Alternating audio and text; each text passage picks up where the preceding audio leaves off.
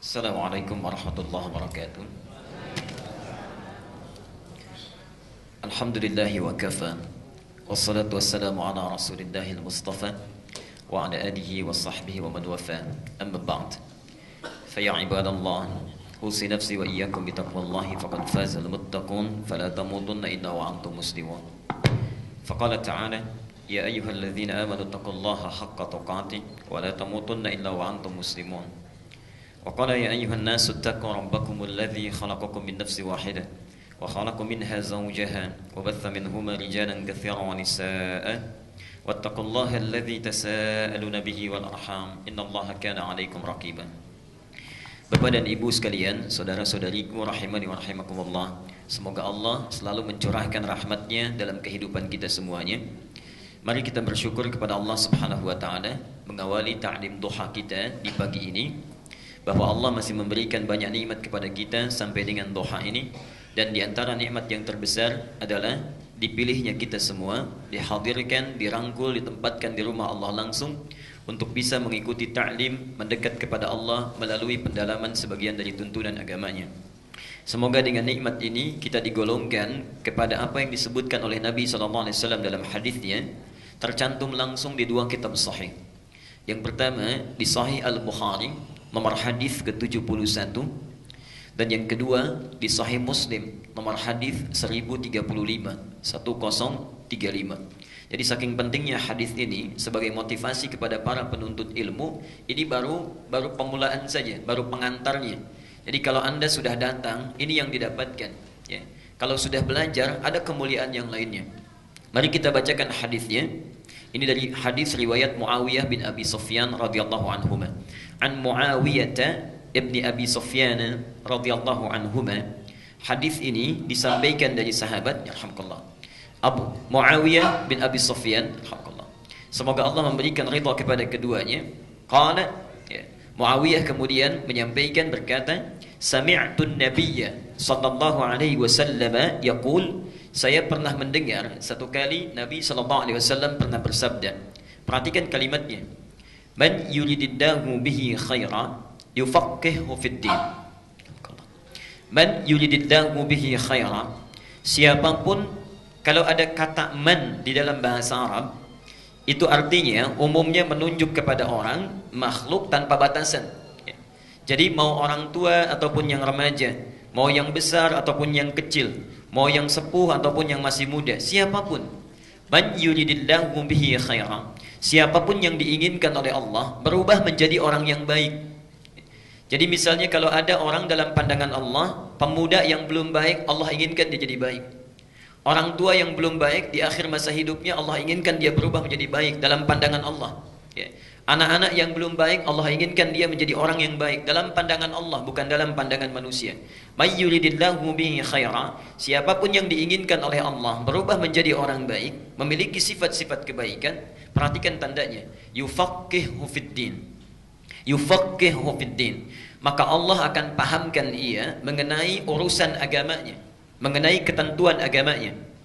Kata para ulama hadis, yang dimaksud dengan yufaqqihhu fid din di dalam hadis ini, dia akan diberikan bimbingan oleh Allah, mau belajar tentang agamanya, sehingga mengerti dan paham tentang perintah dan larangan Allah, al-amru wan nahi. Dia tahu apa yang benar, apa yang salah. Dia mengerti apa yang harus dikerjakan, apa yang mesti ditinggalkan. Dia paham ini tuntunan yang harus kemudian diikuti, ini hal yang kemudian harus ditinggalkan dalam hidupnya. Nah, Bapak dan Ibu sekalian, ada dua hal penting kemudian yang mesti kita garis bawahi di hadis ini. Yang pertama, kata para ulama hadis, hadis ini sekaligus menegaskan kepada kita bahwa kebaikan-kebaikan dunia itu belum tentu menjamin kita dipandang baik dalam pandangan Allah Subhanahu wa taala.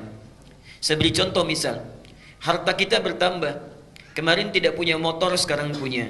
Kemarin baru punya motor, sekarang punya mobil. Itu belum tentu jadi tanda kebaikan dalam pandangan Allah, walaupun orang-orang di sekitar kita memandang kita meningkat kadar kehidupannya. Kalau orang ini walaupun meningkat hartanya, dia tidak paham tentang agamanya. Dia tidak tahu bagaimana cara salat yang benar. Dia tidak paham tentang tuntunan zakat. Dia tidak mengerti tentang keutamaan umrah dan haji dan sebagainya. Maka menurut Allah ini belum menjadi orang yang baik dalam pandangannya. Demikian juga seorang yang meningkat kedudukannya, Anda para ayah misalnya promosi jabatan, meningkat kedudukannya, bertambah kemuliaannya dalam pandangan manusia, tapi dia tidak mengerti mana yang benar, mana yang salah, mana yang haram, mana yang halal, mana yang riba, mana yang dibenarkan. Subhanallah, orang seperti ini, kata Allah, ditegaskan dalam lisan Nabi, belum menjadi orang yang baik dalam pandangan Allah dan Rasulnya. Nah, makna kedua, ketika Allah menginginkan orang-orang ini menjadi baik, ternyata subhanallah akan dirangkul orang ini, diberikan taufik untuk mau belajar agama.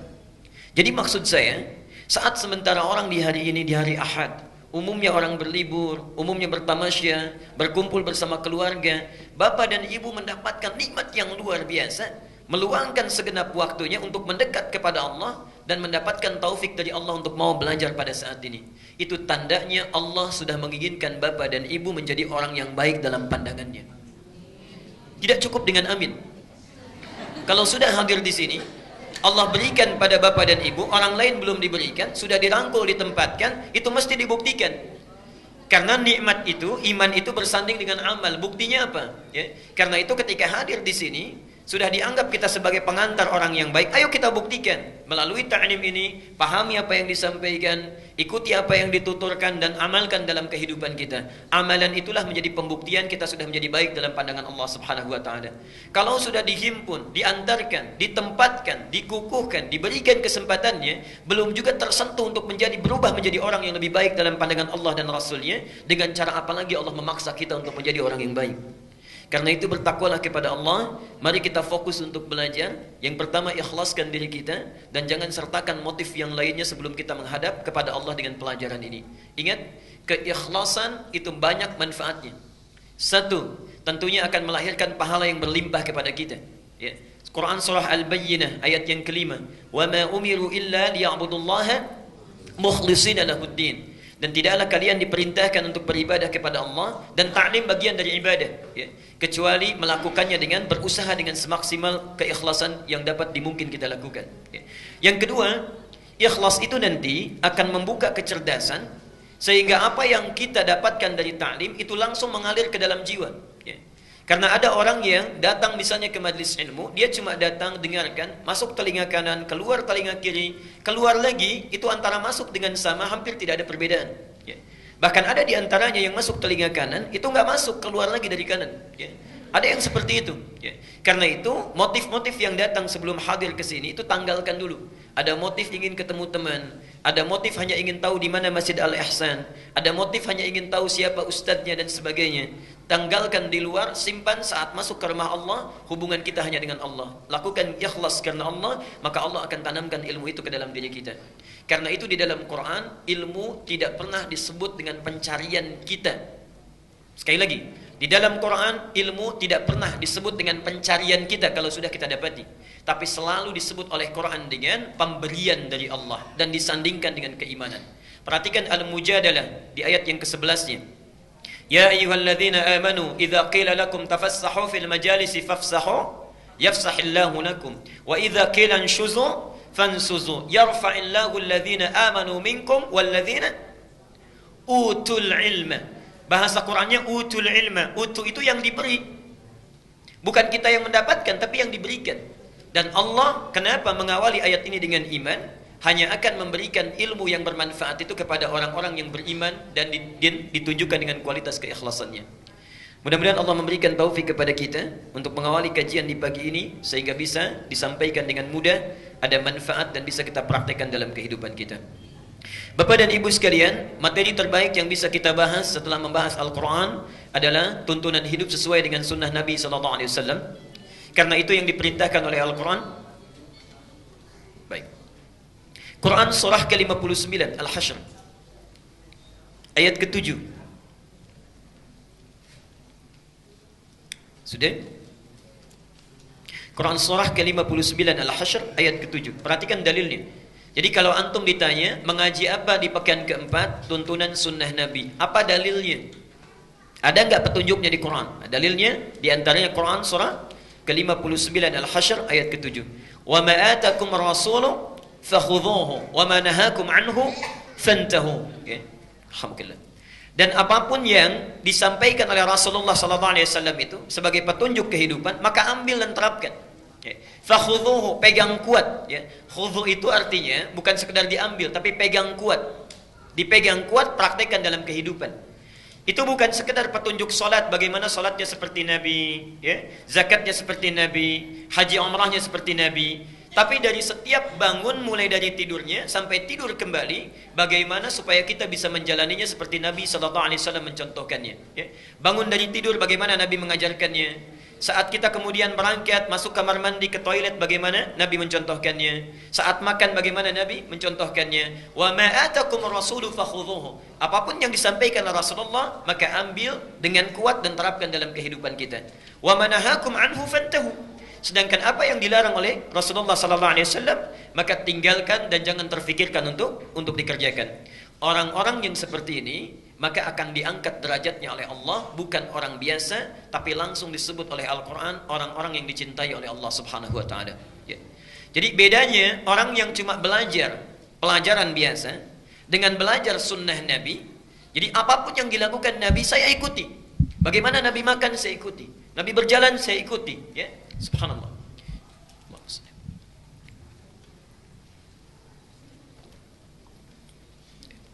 Baik, mari kita bacakan ayatnya yang selanjutnya. Qul in kuntum tuhibbunallaha fattabi'uni. Ini ayat yang ketiga yang saya tampilkan di layar. Ali Imran ayat 31. Qul in kuntum tuhibbunallaha fattabi'uni yuhibbukumullahu wa yaghfir lakum dhunubakum. Qul in kuntum tuhibbunallaha. Katakan Muhammad, jika kalian mencintai Allah. Katakan Muhammad pada umatmu, pada orang-orang di sekitarmu, jika kalian benar-benar mencintai Allah, fattabi'uni, rahmukallah. Maka ikutilah aku. Kalimatnya umum, ittabi'uni, ikutilah aku. Jadi ikuti segala apa yang disampaikan oleh Nabi. Segala dalam seluk kehidupan Nabi. Perhatikan ketika antum mulai bisa menjalani ini, misal bangun tidur seperti Nabi mencontohkannya, kita ikuti. Kemudian makan seperti Nabi mencontohkannya, kita ikuti. Ibadah ritualnya seperti Nabi mencontohkannya, kita ikuti. Apa yang disampaikan oleh Allah? Lihat di Ali Imran 31. Yuhibbukumullahu wa yaghfir lakum dzunubakum. Yuhibbukumullahu, Allah pasti akan cintai kalian. Ada yang masih ada urusan dunia, silakan di luar dulu, baru kemudian setelah selesai masuk, ya. Jadi handphonenya disimpan dulu, obrolannya disimpan dulu, ya. Silakan urusan dunianya disimpan di luar, baru kemudian setelah siap kita siap untuk belajar. Kalau belum siap belajar, saya tunda 5 menit, kemudian siapkan dulu. Setelah siap, mari kita lanjutkan kembali. Siap insyaallah? Baik, supaya tidak ada komunikasi dari dua arah, ya. Baik. Nanti kalau ada yang tercatat atau yang terlewatkan dalam catatan, insyaallah kita ada sesi tanya jawab, nanti bisa ditanyakan. Oke? Okay? Qul in kuntum tuhibbunallaha, kata Al-Quran, katakan pada siapapun yang mengaku mencintai Allah, fattabi'uni, maka ikuti aku, ikuti Nabi. Kalau ada orang yang sudah bisa mengikuti Nabi dalam hidupnya, perhatikan kalimatnya, yuhibbukumullahu, maka Allah akan mencintai orang-orang itu. Kalau Allah sudah cinta pada orang itu, apa yang pertama diberikan oleh Allah? Perhatikan. Wa yaghfir lakum dzunubakum. Pasti dosa sebesar apapun akan Allah ampuni saat itu. Anda bisa bayangkan, biasanya kalau di dalam Al-Quran Allah akan mengampuni dosa, itu biasanya bertahap, tidak sekaligus. Wa yaghfir lakum min dzunubikum. Misal di Al-Anfal ayat 29. Wa yaghfir lakum min dzunubikum. Biasanya pakai min. Allah akan mengampuni sebagian dari dosa dulu. Jadi nggak langsung semuanya. Misal ada orang pernah bohong, pernah mencuri, pernah merampok. Ketika dia berbuat taat, bohongnya diampuni, yang merampoknya belum. Yang mencurinya belum. Tapi orang-orang yang mencintai Allah, mengikuti sunnah Nabi, begitu dia memiliki dosa, wa yaghfir lakum dzunubakum, minnya dibuang oleh Al-Quran. Minnya dibuang. Kalau minnya dibuang, itu artinya bukan 1-2 yang diampuni, tapi segala dosa yang dia bawa pada saat itu Allah gugurkan. Subhanallah. Jadi ini yang pertama kali diberikan. Bapak dan Ibu sekalian, saya kemarin baru datang dari Tanah Suci. Saya khususkan pada Bapak dan Ibu yang di Al-Ihsan dan beberapa tempat yang saya isikan. Demi Allah saya katakan, saya di Madinah hampir setiap malam saya berusaha datang ke Raudhah. Kemudian Di karpet hijau itu saya memohon, mengangkat tangan, bermohon kepada Allah, meminta agar siapapun yang belajar dijadikan umat-umat Nabi yang bisa mengikuti sunnah Nabi SAW. Kalau saya sudah datang ke sana, berdiri di karpet hijau, meminta dalam keheningan malam, memohonkan kepada Allah supaya kita bisa menjadi pengikut sunnah Nabi. Kalau dengan sampai hadir di sana ibu bapak belum mau juga untuk memulainya, dengan cara apa lagi saya mesti bisa memberikan apa yang bisa saya sampaikan? Ya. Karena itu bertakwalah kepada Allah. Mari kita mulai untuk bisa memperbaiki keadaan kita seperti Nabi mengajarkannya. Semoga yang pertama Allah mencintai kita dalam hidup, menggugurkan dosa-dosa kita, dan memudahkan setiap kehidupan kita sebelum pulang menghadap Allah. Apa yang perlu kita teladani? Bukan satu, bukan dua, dijawab oleh ayat Al-Quran di Al-Ahzab ayat 21 yang selanjutnya. Perhatikan kalimatnya. Laqad kana lakum fi Rasulillahi. Tayyib. Saya sudah awalkan ini di awal pertemuan, sudah pernah disampaikan. Kata uswah bisa dibaca dengan dua cara. Untuk mengingatkan saja. Satu, riwayat Hafaz dari Asim membaca dengan uswah, harakatnya di atas. Riwayat Qalun dan Warash dari Nafi' itu membaca dengan iswah, harakatnya di bawah. Kalau atas, yang ada di atas menunjukkan tinggi atau rendah? Tinggi. Kalau di bawah, rendah. Kecil atau besar? Lihat hikmahnya. Kenapa ayat ini bisa dibaca dengan dua cara, bawah dan atas, ingin menunjukkan pesan bahwa segala yang melekat pada diri Rasulullah SAW, jangankan yang tinggi-tinggi sifat solatnya yang tahajud sampai bengkak-bengkak kakinya, yang bacaannya itu tidak kurang dari 4 surah, Al-Baqarah, Ali Imran, kemudian An-Nisa dan Al-Maidah. Jangankan yang tinggi-tinggi, yang kecil-kecilnya pun bisa diteladani. Senyumnya, jalannya, cara menolehnya, cara bicaranya. Jadi kita akan mencoba membahas dari mulai bangun tidurnya sampai beliau tidur kembali, apa yang dilakukan oleh Nabi SAW dari yang kecilnya sampai dengan yang besar-besarnya. Semoga dengan itu kita bisa mengikuti tuntunan Al-Quran dan bisa mendapatkan apa yang telah disebutkan oleh jaminannya dalam Al-Quran dan Sunnah Nabi SAW. Kita evaluasi dulu. Biasa setiap pekan kita bertemu setiap bulan. Sebelum mulai materi yang baru, coba tanyakan pada diri kita masing-masing tanpa perlu menunjuk orang lain. Sampai hari ini, berapa persen yang sudah kita amalkan dari kajian kita? Yang pertama masih ingat, amalan saat bangun tidur? Ya. Kalau yang belum mengamalkan, kita ingatkan kembali. Satu, tidak langsung bangun tapi duduk dulu. Ini sunnah Nabi-nya. Kemudian yang kedua, mengusap mata bekas ngantuknya. Baru setelah itu membaca doa bangun tidur. Masih ingat doanya? Alhamdulillahilladzi ahyana ba'dama amatana. Paham artinya? Baik. Jadi bukan hanya diucapkan, tapi ketika mengucapkan ada komitmen dalam diri kita. Coba diputar lagi kajian yang di awal-awal. Ketika mengucapkan Alhamdulillah, itu artinya syukur kita diberikan kesempatan untuk memperbaiki yang kurang-kurang yang kemarin terlewatkan. Karena itu setelah sholat astaghfirullah, bangun tidur Alhamdulillah. Karena kemarin mungkin ada dosa yang belum sempat diselesaikan. Salah pada kawan yang belum minta maaf, utang yang belum dilunasi. Allah kasih kesempatan lagi sekarang untuk hidup. Kalau sudah diberi kesempatan masih berbuat salah juga, dengan cara apa lagi mesti diberi kesempatan? Karena itu kita bersyukur saat mulai bangun. Alhamdulillahilladzi ahyana. Ya Allah, saya syukuri segala nikmat ini. Engkau hidupkan kembali saya setelah Engkau wafatkan sementara. Berjanji kita, ba'dama amatana wa ilaihin nusyur. Kalimatnya pakai nusyur. Nusyur itu artinya beraktivitas, bersiap-siap untuk kembali pulang. Kembali pulang, terhimpun kembali kepada Allah. Artinya kita berkomitmen ketika mengatakan doa itu seakan-akan mengatakan, ya Allah terima kasih diberi kesempatan lagi hidup. Saya akan perbaiki kualitas kehidupan saya hari ini berbeda dengan yang kemarin. Kalau yang kemarin sholat fardu saya para ayah baru sekali berjamaah di masjid, hari ini 5 kali saya tunaikan di masjid. Kalau kemarin belum sempat dengan sunnahnya, sekarang saya kerjakan sunnahnya. Kemarin belum tahajud, sekarang saya akan tahajud. Itu janji kita. Wa ilaihin nusyur. Mudah-mudahan kalau hari ini diwafatkan, kembali kepada Allah dalam keadaan yang lebih baik dibandingkan dengan hari kemarin. Jadi ketika antum membaca doa itu sudah ada komitmen. Artinya kalau orang bangun tidur baca doa ini, tapi ternyata lisannya menyakiti orang lain, bohongnya muncul kembali, pekerjaan yang buruknya hadir lagi, itu artinya belum komitmen dengan apa yang dia ucapkan. Yang seperti ini masuk pada golongan orang-orang yang belum mensyukuri nikmat kehidupan yang Allah berikan. Bertakwalah kepada Allah dengan apa yang telah kita ucapkan. Kemudian yang terakhir, kalau saya sudah siap dengan komitmen itu, apa yang harus dilakukan? Diberikan tuntunan di 10 ayat terakhir di surah Ali Imran. 10 ayat terakhir di surah Ali Imran. Sudah hafal insyaallah? Alhamdulillah. Baik ya. Insyaallah ada yang siap, ada yang senyum, ada yang tertawa. Nah, ini artinya indikasi yang beraneka ragam insyaallah. Baik. Dalilnya tentunya yang lebih lengkap ada di Abu Dawud nomor hadis 1367, ini dari Ibnu Abbas.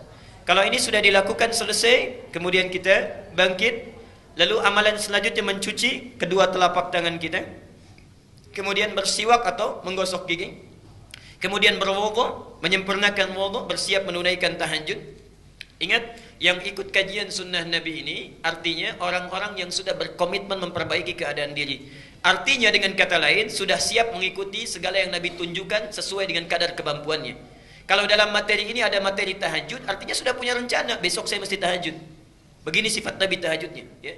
Kemudian bangun, cuci kedua telapak tangannya, kemudian menggosok gigi, berwudu dengan sempurna. Bagi yang melakukan hubungan suami istri bermandi janabah dulu, kemudian sebelum menghadap Allah dalam tahajudnya. Hadisnya telah saya terangkan. Baik, kemudian apa keutamaan salat tahajud? Ini juga sudah dibahas ya. Jadi kalau bisa bangunnya itu bukan bangunnya saat fajar. Yang bangun saat dipanggil salat fajar itu yang belum ikut kajian sunnah Nabi. Ya. Yang belum ikut kajian sunnah Nabi itu dibangun saat dipanggil saat fajar. Misal azannya subuh 4.25. Yang belum ikut kajian sunnah Nabawi 4.25 dipanggil, saat itu dia bangun. Yang ikut kajian sunnah Nabi sebelum dipanggil sudah bangun. Ya. Karena ada ketentuan tahajud, ada praktek yang harus kita lakukan. Subhanallah. Nah, yang belum ikut taklim sama sekali dipanggil 4.25, datang jam 5:24. Nah, itu barangkali mesti diperbaiki ya. Nah, keutamaannya sudah. Apa motivasinya supaya mau bangun tahajud? Ini sudah kita uraikan. Ada keutamaan-keutamaan besar yang bisa kita dapatkan. Allah menjamin misalnya memudahkan pekerjaannya, kemudian membimbing apa yang dikerjakan, membebaskan dari segala kesulitan, dan membantu dia saat dia berada dalam kesulitan tanpa perantara, dan yang lain-lain sebagainya. Sifat tahajud Nabi ini sudah pernah kita bahas. Jadi antum kalau mau tahajud, bagaimana cara Nabi tahajud? Ini sudah saya uraikan ya. Bagus dan panjang bacaannya, silahkan pilih sesuai dengan kemampuan. Kadang Nabi menunaikan 11, kadang Nabi menunaikan 13, tapi semua dilakukan dengan penuh kekhusyuan. Kadang dilakukan pertengahan malam, kadang di akhir-akhir malam. Kalau awal malam rumusnya antum bangun, salat kemudian istirahat dulu dan bangun lagi bersiap-siap untuk fajar. Kalau rumusnya di sepertiga malam, maka tidak ada jeda untuk tiduran lagi, ya. Itu barangkali untuk mengingatkan. Nah, pertemuan yang lalu kita sudah sampai pada bahasan mengenai sunnah pasca tahajud. Di pertemuan lalu sudah kita bahas bagian yang kedua. Yang pertama memperbanyak istighfar, ini sudah kita bahas. Yang kedua kita sampai atau selesai di memperbanyak doa. Jadi kalau sudah tahajud sambil menunggu fajar, apa yang dilakukan? Satu, sifat pengikut Nabi itu yang ikut dengan sunnahnya, yang pertama memperbanyak istighfar kepada Allah Subhanahu wa taala. Dalilnya sudah pernah saya sampaikan, bahkan keutamaannya dijamin di surah ke-51 ayat 15 sampai dengan 23. Tepat di ayat ke-18-nya Allah sampaikan, wabil asharihum yastaghfirun. Ada orang-orang yang sesaat menjelang fajar setelah tahajudnya dia perbanyak istighfar kepada Allah Subhanahu wa taala. Orang ini akan ditempatkan oleh Allah di taman surga, bukan surga biasa, di taman surga. Innal muttaqina fi jannatin wa uyun. Sungguh orang-orang yang bertakwa sebagiannya ada yang punya tempat tinggal di surga di tamannya. Akhidhina ma atahum rabbuhum. Keutamaan taman surga itu kalau butuh apa-apa Allah yang langsung berikan tanpa perantara. Jadi kalau surga yang lainnya, misal ingin minum, itu datang pelayan surga. Namanya wildanun muhalladun bi akwabi wa abarika wa ka'sim min ma'in. Anda ingin minum dibawakan, yang gelasnya saja terbuat dari kilauan mutiara dan emas yang belum pernah kita lihat, belum pernah kita dengar, dan belum pernah terlintas dalam pikiran kita. Itu surga biasa. Taman surga tidak. Anda butuh apapun, Allah yang langsung memberikan tanpa perantara. Kun fayakun. Akhidhina ma atahum rabbuhum innahum kanu qabla dzalika muhsinin. Mereka itu orang-orang baik saat di dunia. Apa amalannya? Kanu qalilan minal laili ma yahja'un. Satu, sedikit tidurnya, banyak tahajudnya. Selanjutnya yang kedua, ini rumusnya. Setelah tahajud, wabil asharihum yastaghfirun. Mereka perbanyak istighfar kepada Allah Subhanahu wa taala. Kemudian kita selesai kemarin di pembahasan doa. Nah, disinilah kita berhenti kemarin dan akan kita teruskan. Bapak dan Ibu sekalian, saya sudah sampai pada pembahasan doa-doa sunnah yang bisa dibaca setelah tahajud. Kita berhenti di sini kemarin. Okay. Dan pembahasan kali ini kita akan teruskan. Kalau Nabi memberikan petunjuk supaya berdoa di akhir-akhir malam menjelang fajar, kita bertanya, bagaimana cara berdoanya? Apa yang mesti diminta? Dan apakah doa saya dikabulkan segera atau tidak? Karena kadang-kadang ada yang berdoa dengan khusyuk bahkan menangis, tapi subhanallah barangkali dalam pandangan Allah Subhanahu wa taala doanya tidak layak untuk dikabulkan. Doanya tidak layak untuk dikabulkan. Karena itu kita akan teruskan materi berdoa setelah tahajud ini dengan berlanjut pada topik prinsip atau adab-adab dalam berdoa. Ya, adab dalam berdoa. Silakan dicatat dulu dalilnya kalau yang ingin mencatat. Kalau yang ingin soft copy-nya nanti di akhir ta'lim bisa diambil. Ini dalilnya. Oke. Bapak dan Ibu sekalian, kita mulai dulu inti uraiannya. Kita mulai dengan pengantar dulu prinsip doa. Al-Baqarah 186, Al-Mu'min atau Ghafir surah ke-40 ayat 60. Gak apa-apa, nanti saya putar kembali Bu ya, supaya lebih kejelasan. Saya akan tuliskan. Sebentar. Maaf, kelihatan insyaallah. Apa yang dilihat? Saya belum nulis apa-apa. Ada? Bismillah. Pak, kalau saya menulis bisa jelas insyaallah? Baik ya. Buka Quran surah kedua Al-Baqarah ayat 186 dan Quran surah 40 Al-Mu'min ayat 60. Perhatikan prinsip doa yang pertama. Jadi ini indahnya teori Al-Quran. Sebelum diminta berdoa, dijelaskan dulu ya. Prinsip doa seperti ini, keutamaannya seperti ini. Lalu diterangkan silahkan kalau ingin berdoa begini adabnya. Lalu ditunjukkan contoh orang-orang yang pernah berdoa begini. Doanya seperti ini dan cara pengabulannya seperti ini. Kurang lengkap apa lagi ya. Prinsip yang pertama, perhatikan. Di dalam Al-Quran disebutkan setiap doa itu yang dipanjatkan oleh siapapun, prinsipnya umumnya pasti dikabulkan. Setiap doa yang dipanjatkan umumnya seharusnya selalu terkabul. Jadi prinsip utamanya, sepanjang kita meminta, seharusnya Allah pasti mengabulkan. Minta apa saja yang sifatnya wajar. Okay? Apa dalilnya? Mari kita lihat yang pertama. Satu, Al-Baqarah ayat 186. Saya coba tuliskan untuk memberikan penjelasan. Kita hafal ayatnya insyaallah. Wa idza sa'alaka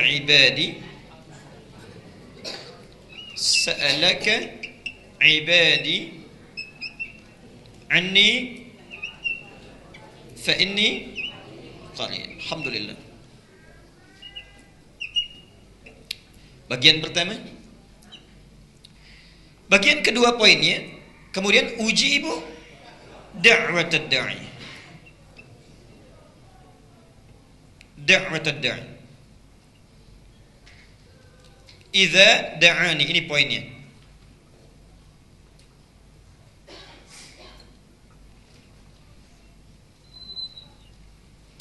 Perhatikan sebentarnya, lalu kita bandingkan dengan di Al-Mu'min atau Ghafir ayat ke-60. Di sini menggunakan kata ujibu, di surat Ghafir menggunakan, perhatikan.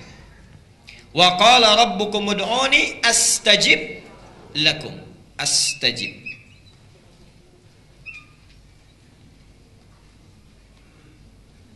Lakum.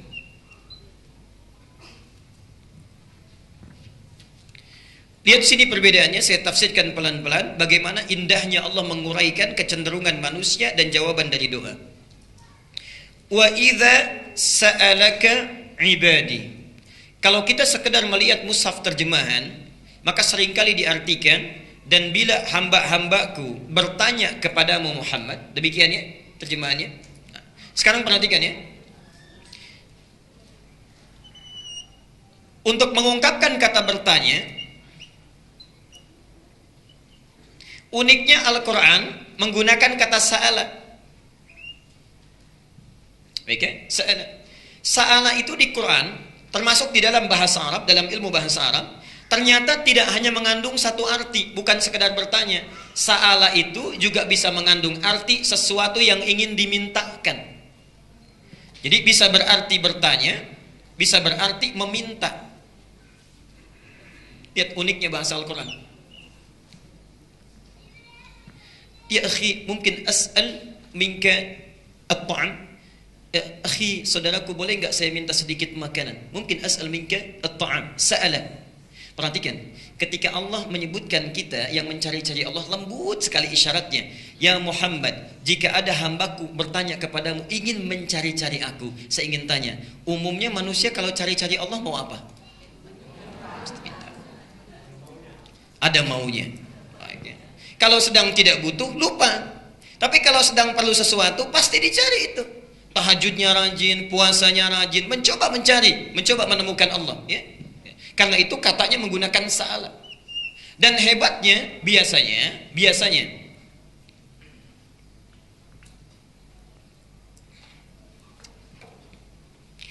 di dalam Al-Quran, kata permintaan ini sekaligus pertanyaan itu tidak pernah pakai idza. Tidak pernah pakai idza, ya. Subhanallah. Biasanya langsung menggunakan fi'il mudhari. Contoh Al-Baqarah 219. Yas'alunaka 'anil khamri wal maisir. Pakai iya, yas'alunaka. Al-Baqarah 215. Wa yas'alunaka madza yunfiqun, ya, menggunakan ya. Uniknya di sini menggunakan fi'il madhi, bentuknya past tense, lampau, didahului oleh idza. Kalau idza bertemu dengan fi'il madhi, kata yang menunjuk lampau, ini artinya peristiwa ini pernah terjadi di masa lampau dan akan terjadi di masa yang akan datang. Ini menunjukkan pesan kepada kita, orang yang mencari-cari Allah untuk minta itu, kebutuhan berdoa itu bukan hanya dibutuhkan oleh orang-orang sekarang, dulu pun orang melakukannya, dan sampai kapanpun orang pasti butuh dengan Allah. Jadi tidak akan mungkin ada orang yang tidak punya kebutuhan dengan Allah. Di dalam hidup ini, dua kalimat ini memberikan kesan kepada kita, tidak ada orang yang tidak pernah berdoa kepada Allah. Orang kuat pun pasti minta pada Allah. Orang kaya pun pasti masih minta pada Allah. Jadi dua kata ini ingin memberikan kesan, setiap orang yang hidup, satu hal dalam kesempatannya pasti dia akan berdoa kepada Allah Subhanahu wa taala. Karena itu Allah sangat marah bila ada seseorang yang tidak mau berdoa kepadanya. Innal ladzina yastakbiruna an ibadati, sungguh orang yang sombong yang tidak mau berdoa kepada saya itu akan saya sediakan neraka spesial untuk tempat dia pulang, Jahannam. Oke. Saya teruskan sebentar. Biar saya saja yang pegang, jangan ada yang maju ke depan, ya.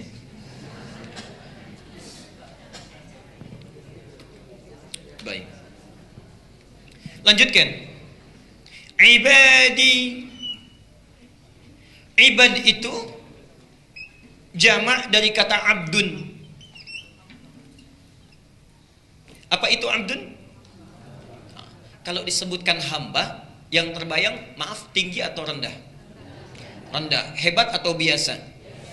Dalam pandangan makhluk, dalam pandangan Allah, ternyata abdun ini gelar tertinggi bagi hamba yang dicintai oleh Allah Subhanahu wa taala.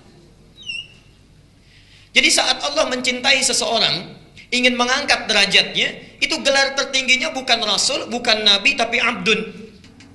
Manusia biasa ada disebut dengan insan. Kalau dipilih untuk dirinya disebut dengan nabi. Kalau diberi misi menyampaikan pada umatnya disebut dengan rasul.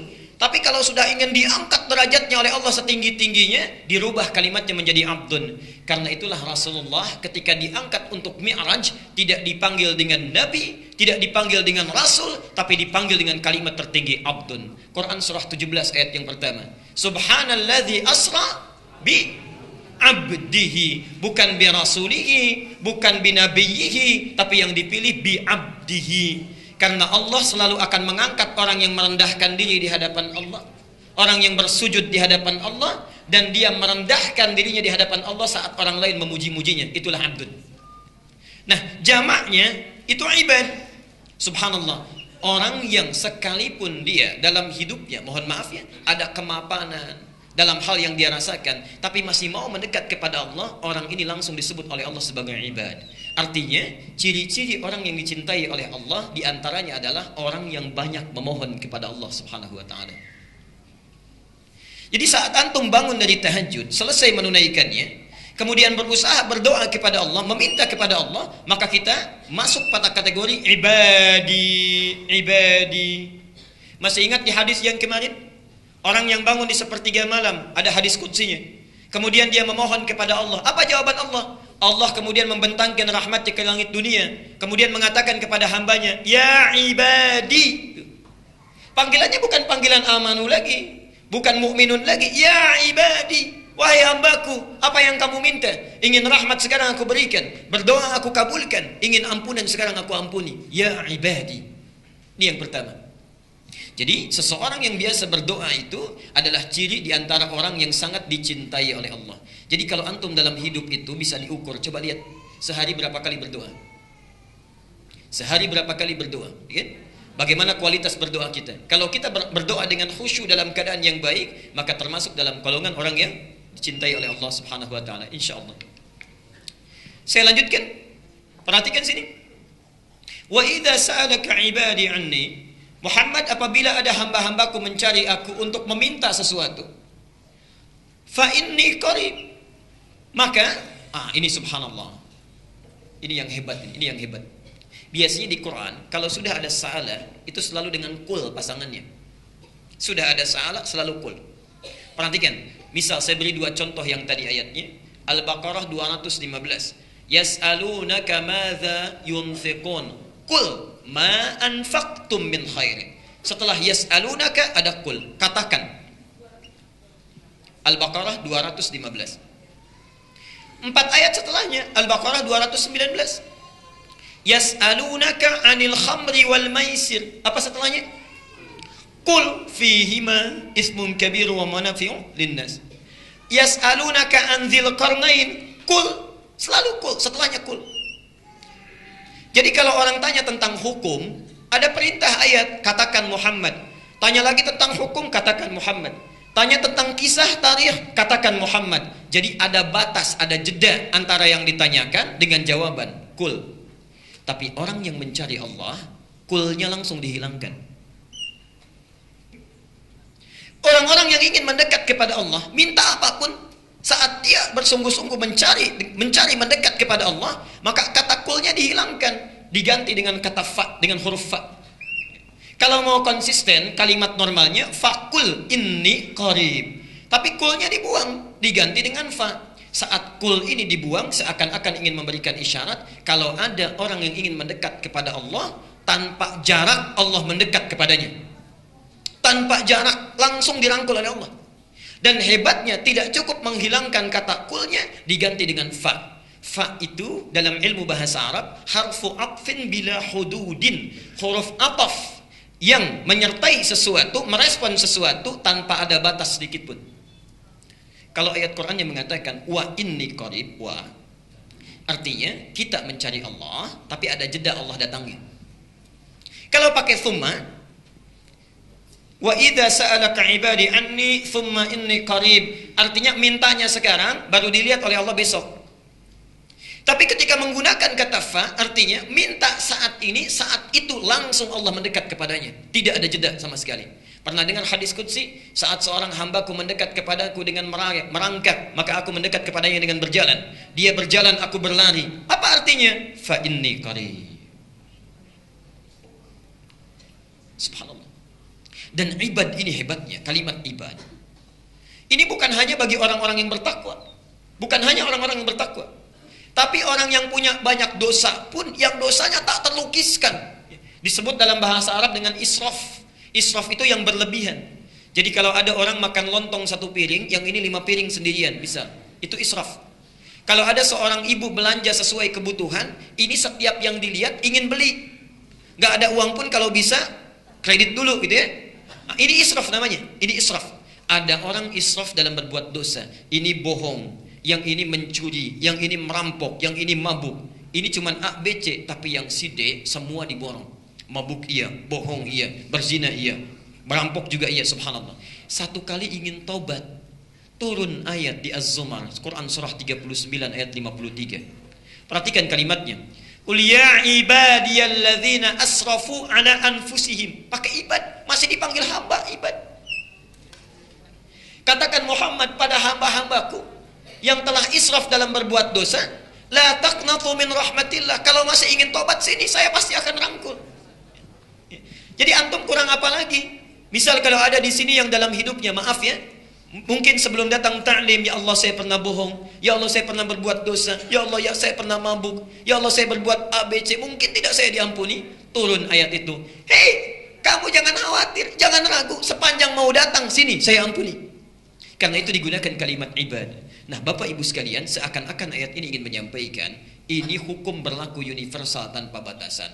Orang yang bangun di keheningan malam, memohon kepada Allah, tak peduli apakah dia seorang pemabuk, pembunuh, perampok yang ingin bertobat, Allah ampuni saat itu. Orang punya hajat, Allah berikan saat itu. Tapi yang paling hebat adalah, perhatikan jawabannya, ujib. Da'watad da'i idza da'an. Kata ujib, ini kata tidak biasa. Dalam ilmu bahasa Arab disebut dengan fi'il mudhari'. Mudhari' itu artinya punya 3 makna. Kalau dalam bahasa Inggris, satu bisa berarti past tense, bisa continuous, ya, dan future. Dulu, sekarang sedang berlangsung, atau nanti kapanpun dilakukan, kapanpun dimintakan. Subhanallah, ketika kita meminta, dijawab oleh Allah, ujib. Seakan-akan ingin memberikan harapan, kapanpun hambaku meminta, yang dulu-dulu sekarang mau minta, atau kapanpun dia minta keesokan hari sampai dia akan berpulang, pasti aku akan kabulkan. Ujib, aku akan jawab.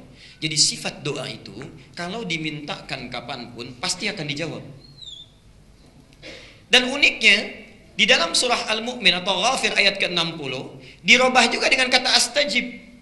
Jadi ada yang ditampilkan dengan kata ujib, ada yang ditampilkan dengan kata astajib. Ini cara membacanya. 1, 2. 1 ujibu, 2 astajib. Panjang mana? Ujib atau astajib? Saya ulang. 1 ujib, 2 astajib. Panjang mana? 1 atau 2?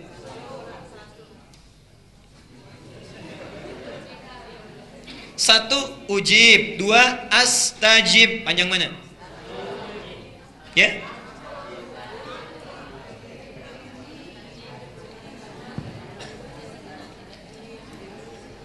Baik. Perhatikan sini. 1 2 3. 1 ujib. Yang kedua astajib.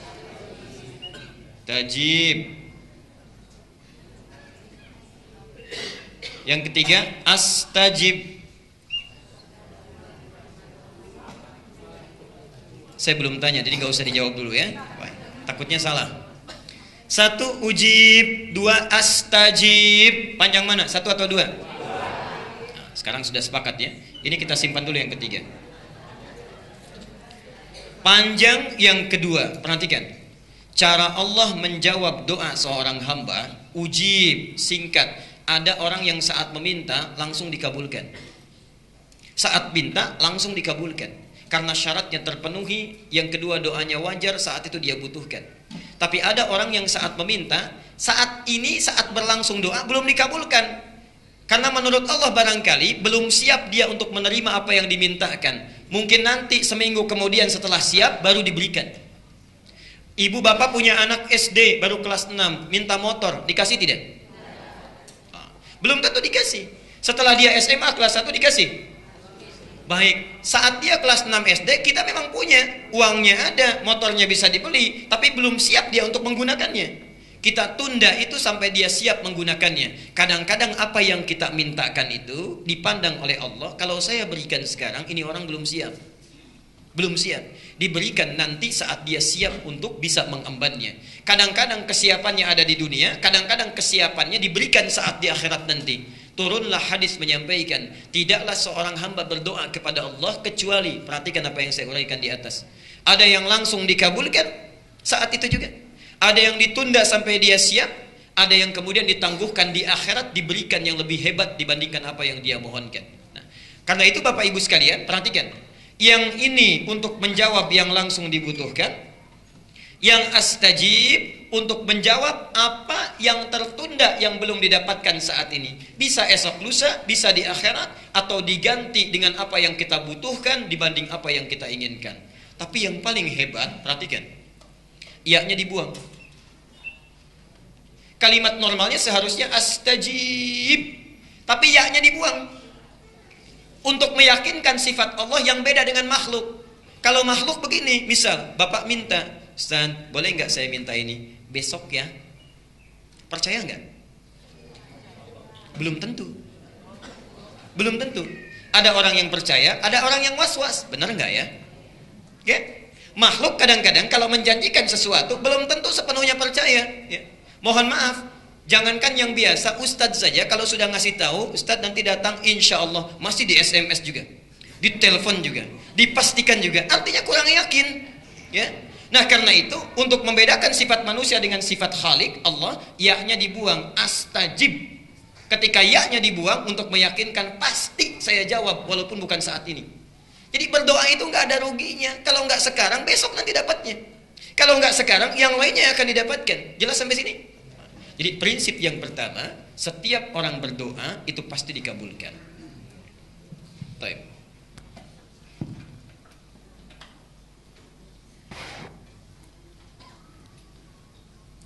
Ini dalilnya.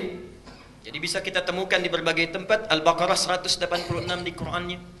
Surat Ghafir ayat 60. Hadis At-Tirmidzi nomor hadis 3556. Ini hebat sekali. Bahkan di hadisnya disebutkan Allah itu sangat maha pemalu. Ada orang yang mengangkat tangannya kemudian bermohon, tidak mungkin dia dibiarkan pulang dengan tangan kosong. Artinya setiap berdoa pasti diberikan. Ya. Ada lagi hadis yang mengatakan di Muslim nomor hadis 4916. Ya. Allah pasti akan mengabulkan setiap doa sepanjang yang berdoa itu tidak terburu-buru. Ditanya, siapa yang terburu-buru itu wahai Rasulullah? Dialah orang yang saat meminta, saat belum dikabulkan, dia sudah menyimpulkan doa saya mungkin tidak dikabulkan oleh Allah. Okay. Nah, jadi semua hadis ini, semua ayat ini memberikan gambaran prinsip doa kalau diminta pasti dikabulkan, dijawab. Pertanyaannya, kenapa Ustadz saya selalu berdoa tapi rasa-rasanya nggak terkabul? Kenapa saya selalu meminta tapi kok ditundanya begitu lama? Mintanya sudah bertahun-tahun tertentu, memohonnya sudah lama, tapi sampai sekarang belum terkabulkan juga. Barangkali, mohon maaf, kita akan termasuk dalam golongan yang mungkin bukan sekedar ditunda dengan panjang, tapi boleh jadi termasuk yang ditolak doanya. Karena prinsip doa itu seharusnya terkabul, tapi ada orang-orang tertentu yang tatkala meminta, Allah tidak akan mengabulkannya sepanjang hidupnya. Kalau dalam masih keadaan seperti itu. Siapa mereka? Bagaimana supaya kita menghindarinya? Dan hebatnya, mohon maaf, sekhusyuk-khusyuknya antum berdoa, meminta bahkan setelah tahajud, kalau memiliki sifat ini, bahasa hadisnya sampai kapanpun gak akan pernah dijawab. Jadi nanti kita akan evaluasi kalau ada di antara kita saat ini yang sering kali berdoa meminta padahal sudah menangis, bangun sholat tiap malam, boleh jadi belum terkabul atau tidak terkabul karena punya sifat-sifat yang mungkin kita akan tampilkan. Baik. Ini bagian yang pertama. Sudah? Catat dulu dalilnya karena saya tidak cantumkan di sini. Ya, saya tidak cantumkan. Satu. Dicatat dulu dalilnya supaya tidak lupa. Mau yang panjang, yang pendek? Yang pendek. Yang ada terjemahan yang Arabnya aja. Terjemahan baik. Al-Arba'in An-Nawawiyah. Al-Arba'in ya, cuma 42 hadis dan pendek banyak terjemahannya. Al-Arba'in An-Nawawiyah nomor ke-10. Hadisnya nomor 10. Itu diambil dari hadis Muslim nomor hadis 1051. Jadi Imam An-Nawawi mengambil hadis di hadis Muslim nomor hadis 1051, ditempatkan di kitabnya Al-Arba'in posisi nomor 10. Sudah? Baik. Yang kedua, masih tadi Al-Baqarah 186. Quran surah 2 Al-Baqarah 186. Kemudian Al-Isra surah 17. Al-Isra surah 17 ayat 110. Ayat 110.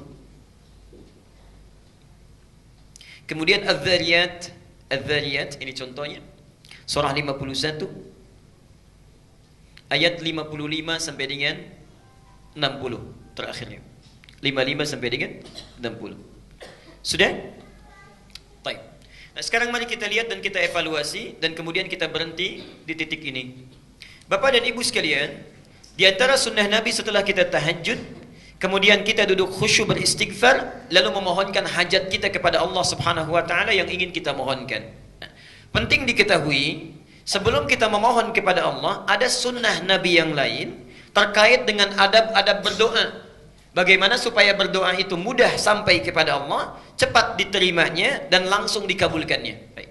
Bagian yang pertama, ini sunnah Nabinya.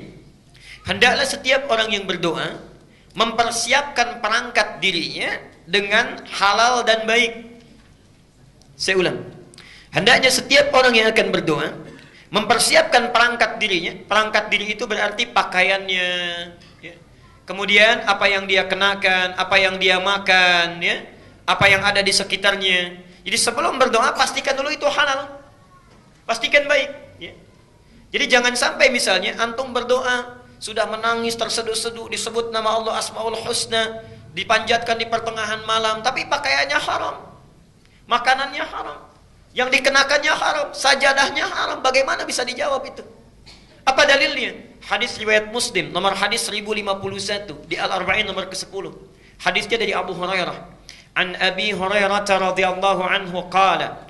Hadis ini disampaikan dari Abu Hurairah, semoga Allah memberikan ridha kepadanya.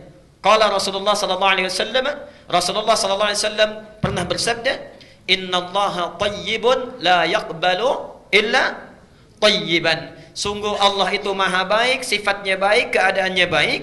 Karena Allah itu sifatnya baik, maka tidak akan pernah menerima apapun kecuali dari yang baik-baik. Jadi ingat, doa itu sangat suci, akan berlabuh di tempat yang suci. Allah yang maha suci tidak akan menerima doa itu yang berasal dari yang tidak suci. Jadi sebelum antum berdoa, sucikan dulu diri kita, sucikan perangkat kita, apa yang kita kenakan, apa yang kita gunakan.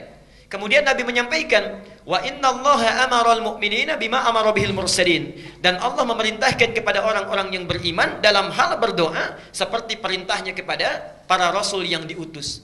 Kenapa doa disandingkan dengan iman? Ingin menunjukkan pesan bahwa satu, hanya orang yang punya keimanan yang kuat yang mau khusyuk berdoa kepada Allah. Artinya kalau antum dalam hidup tidak pernah berdoa, ada sesuatu yang salah dalam imannya. Dan yang terakhir, perhatikan, setelah membacakan 2 ayat Quran, ada yang menarik. Thumma dzakara rajula. Kemudian mengisahkan tentang kisah seorang laki-laki. Yutilus safar. Dia menempuh perjalanan yang panjang. Di antara syarat diijabah doa dengan cepat orang yang dalam keadaan safar. Karena itu saya sangat mohon sebesar-besarnya, kalau ada orang yang sedang safar, awas beda ya antara safar dengan zahab, itu lain.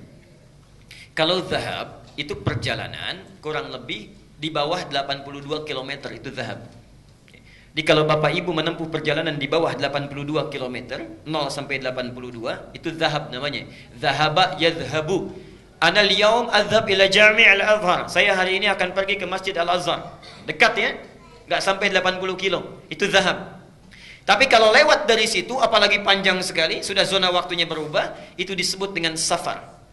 Safar. Orangnya disebut dengan musafir. Nah, kalau orang sudah musafir, sudah safar, berlaku beberapa ketentuan hukum. Satu, boleh dia menjama', bahkan boleh dia qasar. Lihat An-Nisa misalnya di ayat 101 disebutkan di sana, wa idza darabtum fil ardi falaysa 'alaikum junahun an taqsuru minas shalah. Kalau Anda bepergian di muka bumi dengan jarak yang cukup jauh, tidak ada dosa kalau ingin mengqasar salat. Yang kedua, ini yang paling hebat, dan ini yang harus betul-betul kita renungkan dan praktekkan. Dalam keadaan safar itu, Allah akan cepat mendengar dan mengabulkan doa yang dipanjatkan. Jadi kalau Bapak Ibu sedang safar, daripada banyak membicarakan hal yang tidak perlu, lihat sana sini dikomentari, kadang-kadang menggosipkan orang lain, tinggalkan yang tidak penting. Kenapa tidak diisi dengan zikir dan doa? Barangkali cara Allah saking sayangnya kepada kita, orang lain doanya belum dikabulkan, ibu bapak dibuat safar, supaya saat safar itu Allah mengabulkan doa yang belum terkabul itu. Jadi kalau ada yang ingin sedang umrah, berangkat umrah, atau perjalanan dari sini ke Jawa, ke Sumatera dan sebagainya, saat di pesawat, di kereta, di bis, ayo perbanyak doa. Barangkali itulah cara Allah untuk mengabulkan doa kita, ya. Subhanallah. Itu bagian yang pertama. Nah, orang ini sudah memenuhi syarat yang pertama, doanya mesti terkabul, yutilus safar. Tidak cukup dengan itu. Asy'atha aghbara. Dan subhanallah, saking capeknya, sampai pakaiannya sudah kumal, wajahnya sudah berantakan penuh dengan debu. Jadi orang ini datang jauh-jauh untuk berdoa mendekat kepada Allah. Satu perjalanan yang dikabulkan, safarnya, doanya cepat dikabulkan oleh Allah adalah perjalanan yang diniatkan karena Allah Subhanahu wa taala. Tapi ada satu perjalanan hebat yang bukan safar, ya, walaupun dekat, tapi kalau kita berdoa saat itu dikabulkan doanya oleh Allah Subhanahu wa taala. Itulah perjalanan orang yang menuntut ilmu. Jadi saat Bapak Ibu berangkat dari rumahnya sampai ke majelis ilmu, sampai kembali lagi, itu subhanallah, malaikat sedang menanti kita mau minta apa itu sama Allah. Saat kita meminta, malaikat mengaminkannya. Hadisnya sahih di 3 hadis utama. Hadis Muslim nomor hadis 1389, At-Tirmidzi nomor hadis 2682, Ibnu Majah nomor hadis 219. Hadisnya dari Abu Darda.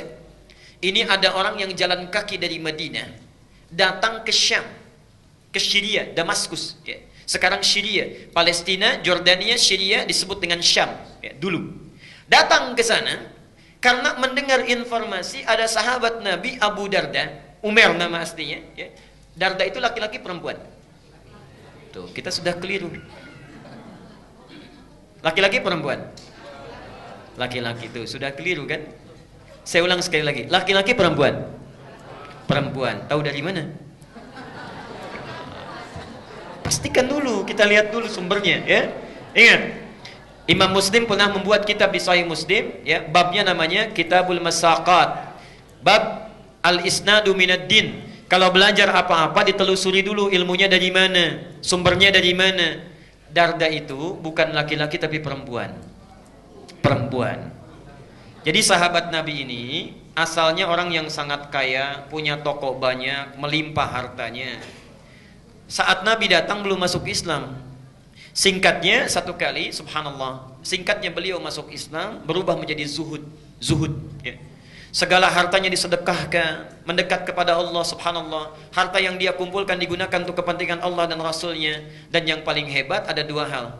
Satu, punya teman karib yang selalu menunjukkan kepada kebaikan. Ini contoh bagi kita. Silahkan nanti lihat di Riyadhus Shalihin, itu ada pembahasannya. Teman karibnya Salman Al-Farisi.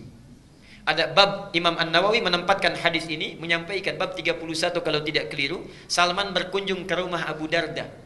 Saat itu Abu Darda sedang puasa. Ketika Salman disuguhi, kata Abu Darda, silahkan makan. Kata Salman, kenapa engkau tidak makan? Saya puasa, saya tidak akan pernah makan sebelum engkau juga makan bersama saya. Ada banyak kisah yang bisa kita gali itu. Nah, Abu Darda ini kenapa disebut dengan Abu Darda? Karena Uwaimir ini punya putri perempuan yang sangat cantik, luar biasa, namanya Darda. Darda inilah ditaksir banyak orang, sampai saat itu ditaksir oleh gubernur Syams. Tidak perlu saya sebutkan orangnya. Ditaksir ingin dinikahi, maharnya besar luar biasa, tapi subhanallah ditolak oleh Abu Darda ini dengan kalimat yang sangat indah sekali. Saya sudah merawatnya puluhan tahun untuk dekat dengan Allah. Sekarang dia sudah baik, saya tidak ingin titipkan pada keadaan seseorang yang kalau dia menjadi pasangan anak saya, bisa lupa dia dengan ketaatan yang telah saya bina itu. Anda bisa bayangkan. Kalau bapak ibu misalnya punya anak perempuan, dilamar oleh orang kaya, punya kedudukan besar, segala bisa dikabulkan, diterima atau sulit untuk ditolak? Hah? Baik. Diterima atau sulit untuk ditolak? Lihat, Abu Darda menitipkan harapannya kepada Allah. Menitipkan harapannya kepada Allah. Dunia besok lusa berakhir. Lihat pikiran panjangnya. Jadi visi seorang mukmin itu mesti panjang. Antum ngitung-ngitung dunia, pernah nggak ngitung-ngitung akhirat? Saldo bank saya sekarang sekian, oh debitnya sekian, kreditnya sekian, saldo sekian. Pernah nggak ngitung saldo akhirat kita sekarang berapa? Ya Allah, debit saya sekarang, oh ini semalam nggak tahajud berarti nggak dapat. Ya subuhnya kesiangan berarti yang dapat pahala sekian, dosanya sekian persen. Saldonya berapa? Orang cerdas itu makanya disebut oleh Quran tuh ulul albab. Ulul albab itu yang bukan cuma ngitung-ngitung dunia, tapi pikirannya langsung tersambung ke alam akhirat. Visinya jauh. Visinya jauh. Abu Darda punya visi jauh. Sekarang kamu jadi gubernur, bagaimana kalau sudah menikah pimpinan berganti? Jauh visinya. Dititipkan kepada orang soleh, menikah dengan orang itu, lahirlah keturunan-keturunan yang soleh. Dan subhanallah, Bapak Ibu sekalian, Abu Darda hafal banyak hadis. Di antara hadisnya ada yang tidak diketahui oleh sahabat manapun. Orang ini datang dari Madinah, subhanallah, kota Nabi, berjalan kaki. Bu, bayangkan, tadinya naik unta, kemudian dijual untuk bekal, jalan kaki. Jarak Madinah ke Syria sekarang kurang lebih sehari semalam kalau pakai bis. Kalau jalan kaki kira-kira berapa lama? Jangan dulu dijawab, sudah pernah atau belum? Okay. Dan jangan bayangkan situasinya seperti sekarang. Subhanallah. Datang jalan kaki, sampai di sana bertemu Abu Darda, terlihat seperti orang kecapean, kelelahan dalam fisiknya, tapi wajahnya memancarkan senyuman. Orang ini, kata Abu Darda, "Ya akhil karim, a'indaka haja?" Saudaraku, Anda punya keperluan apa katanya? Kata orang ini langsung singkat, padat, lugas, tegas. Uridul hadis. Saya pengen hadis. Saya dengar ada hadis yang pernah disampaikan oleh Anda, tidak dimiliki oleh sahabat yang lainnya. Uridul hadis. Saking bingungnya Abu Darda, jauh-jauh jalan kaki ke sini cuman pengen satu hadis. Kata Abu Darda ditanya, "A'indaka haja ukhra?" Apa Anda tidak punya kebutuhan yang lainnya? La, faqat uridul hadis. Tidak, saya cuman pengen hadis saja.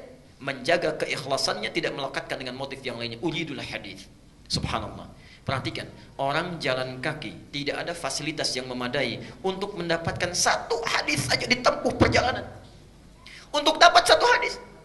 Antum yang fasilitasnya banyak, yang punya sepeda, yang punya motor, masjidnya bahkan ada yang di samping rumahnya, saat ta'lim fasilitasnya bagus, direkam juga, ustadznya datang sendiri, masih nggak mau tersentuh untuk ta'lim. Dengan cara apa lagi? Dengan cara apa lagi mesti difasilitasi? Dan itu bukan 1-2 hadis, kadang-kadang satu pertemuan bisa 3-5 hadis. Ada muridnya Imam Malik datang. Saya ingin hadis katanya. Ditolak oleh Imam Malik, tidak. Nunggu di luar sampai bosan, kata Imam Malik pada yang bantu beliau, khadim beliau, cambuk dia katanya. Cambuk ini bukan marah, untuk menguji kira-kira masih bertahan enggak. Ketika dicambuk sampai 40 kali, dicambuk, "Anda zalim kepada saya," kata orang ini. "Saya sudah menjual apa yang saya punya." Jadi orang ini menjual apa yang dia miliki, kekayaannya dan sebagainya, hanya untuk menempuh perjalanan supaya belajar hadis pada Anda. Anda zalim pada saya. Baik ya. Kata Imam Malik, kalau begitu saya ingin balas kezaliman saya. Apa yang bisa saya lakukan? Berikan saya hadis sesuai dengan cambukan yang telah tadi diberikan. Jadi dicambuk 40 kali, minta 40 hadis. Begitu disampaikan 40 hadis oleh Imam Malik, kata orang ini, "Tolong cambuk saya lagi sebanyak-banyaknya." Belum cukup hadisnya. Ada orang yang dicambuk sekedar untuk belajar. Antum tidak pernah dicambuk, dikasih fasilitasnya, bahkan hari Kamis dikasih takjilnya, dikasih buka puasanya, dikasih bukunya, dikenyangkan perutnya, ustadznya datang. Tadi ada pertanyaan, yang nggak puasa boleh buka nggak? Boleh. Gampang, di sini manhajnya sederhana. Yang nggak puasa buka, yang mau dimakan, yang puasa yang makannya. Singkat ya. Baik. Sekarang perhatikan. Jadi orang ini ketika datang langsung disampaikan hadisnya. Hadisnya tentang ta'lim. Ini yang hebat. Yang dalam perjalanan tidak mengenal jauh, dekat pun doanya dikabulkan. Man salaka tariqan yaltamisu fihi ilman, sahhalallahu lahu tariqan ilal jannah. Jangan baca sampai di sini, lihat yang di Ibnu Majah.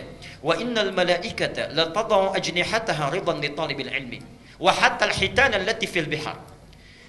Orang yang menyiapkan dirinya menempuh satu perjalanan. Salaka itu mau dekat mau jauh saya tempuh. Jadi orang yang serius menyiapkan dirinya menempuh satu jalan, yaltamisu fihi ilman. Kalimat iltamasa itu bukan sekedar belajar, menyiapkan perangkatnya supaya bisa diraba, dicatat, dilihat. Perhatikan. Sahhalallahu lahu tariqan ilal jannah. Balasan pertama, Allah akan mudahkan langkahnya menuju surga karena ilmunya. Yang kedua, perhatikan. Wa innal malaikata, setiap dia akan berangkat, malaikat itu membentangkan sayapnya ridwan li talibil ilmi, memberikan ridha kepada para penuntut ilmu. Ridhanya malaikat itu punya 2 makna. Satu, memohonkan ampunan, al-istighfaru lahu, dan yang kedua, mengaminkan doa setiap yang dimohonkan oleh para penuntut ilmu. Jadi tolong pakai ini sunnahnya. Setiap berangkat dari rumah sampai sini, sampai pulang lagi, gunakan sunnahnya. Jangan cuma di jalan lihat pohon bagus, dikomentari bagus. Lihat rumah orang-orang yang bangun, kita yang komentar. Lihat orang jalan olahraga, kita bawakan sampaikan pada teman. Duh, orang itu ya jam segini olahraga, harusnya taklim. Udah ria tuh.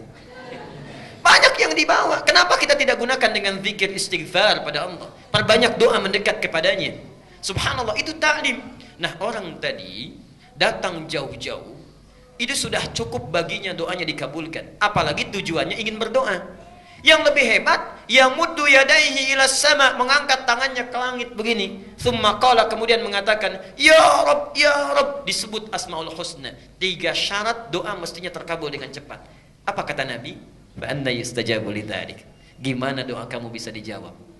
Famat'amu haramun wa mashrabu haramun wa malbasu haramun wa ghudhiya biharamin.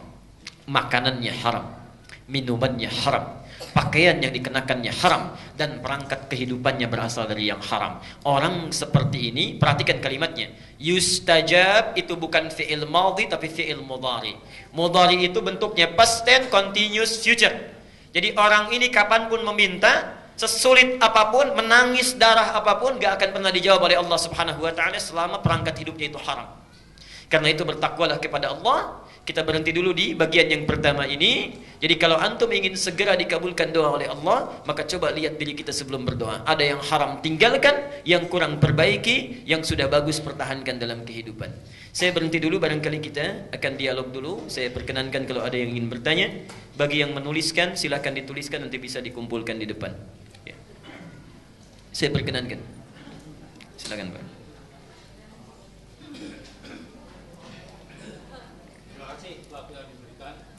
Assalamualaikum warahmatullahi wabarakatuh. Diulang Pak. Diulang. Salamnya diulang. Salamnya diulang. Assalamualaikum warahmatullahi wabarakatuh. Yang kedua itu yang pengen saya dengar. Kalau Bapak sunnah mengucapkan salam, tapi menjawabnya wajib. Saat Bapak mengucapkan salam, yang jawab cuma 1-2 orang. Padahal perintah Qur'annya jelas. An-Nisa 86. Wa idza huyyitum bi tahiyatin fahayyu bi ahsana minha aw rudduha. Kalau diberikan penghormatan lewat salam, maka segera respon. Bahasanya pakai fa. Tadi kalau fa itu ada jeda atau tidak? Tidak ada. Jadi selesai diucapkan cepat jawab. Jangan dikasih jeda. Ngobrol dulu sebentar baru dijawab Waalaikumsalam. Tidak. Jawab dengan serupanya atau yang lebih baik daripadanya. Silakan Pak. Saya ulang. Terima kasih waktu yang diberikan. Saya ingin bertanya, kalau anak yang baru lahir itu diharuskan untuk diakikahkan.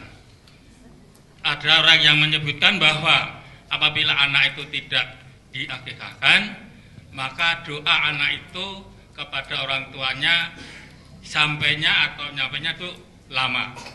Oleh karena itu, meskipun sudah dewasa, sebaiknya anak tersebut diakikahkan. Demikian pertanyaan saya. Terima kasih. Baik. Ini bagus pertanyaannya. Apakah ada kaitan antara akikah dengan doa? Khususnya, apakah orang yang diakikahkan atau tidak diakikahkan? Apakah orang yang tidak diakikahkan doanya akan terhambat, dalam arti tidak dikabulkan oleh Allah Subhanahu wa taala? Ini tidak benar karena bertentangan dengan keterangan Al-Qur'an dan Sunnah. Satu, tidak ada dalilnya di Quran, tidak ada dalilnya di hadis, dan tidak ada kaitan khusus antara akikah dengan terkabulnya doa. Kalimatnya umum di sini, siapa saja, man itu siapapun yang meminta, ya, sepanjang yakin karena Allah, mau sudah diakikahkan, mau belum karena alasan-alasan yang wajar, kalau dia meminta dengan syarat-syarat ini terpenuhi, dikabulkan oleh Allah Subhanahu wa taala. Kaitan akikah bukan terkabul dengan doa. Kaitan akikah itu terkait dengan 2 hal utama. Satu, bentuk syukur kita kepada Allah Subhanahu wa taala. Jadi ketika Allah berikan karunia berupa anak yang akan dirawat sebagai amanah, kita bersyukur.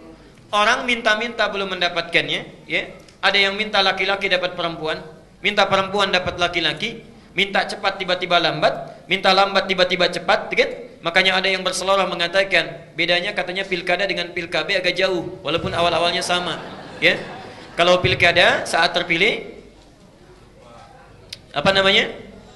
Baik saat terpilih, ingat, gitu kan? Saat terpilih, ingat. Tapi kalau pilkabe, siap-siap pun, ya. Kemudian apa namanya, bisa jadi. Kalau pilkada itu lupa jadi, gitu kan? Baik, lupa, jadi lupa. Mohon maaf. Kalau pilkada jadi lupa setelah dipilih lupa, ya. Tapi kalau pilih KB lupa pun jadi kata para ulama itu. Nah, kaitannya itu satu dengan syukur. Jadi setelah Allah berikan, orang lain belum dapat, kita dapat, syukuri itu. Ada akikah. Ya. Kemudian yang kedua, ini yang paling penting. Akikah itu dari kata aqqa. Apa itu aqqa? Aqqa itu sesuatu yang dibelah, dipotong. Jadi kalau saya misalnya pegang spidol, saya belah dua begini, dipotong, itu aqqa. Perhatikan. Sifat anak yang durhaka kepada kedua orang tuanya, ibunya mengandung 9 bulan, menyusui, merawat dan sebagainya, sudah besar durhaka. Itu dalam fikih akhlak, kedurhakaannya disebut dengan uququl walidain.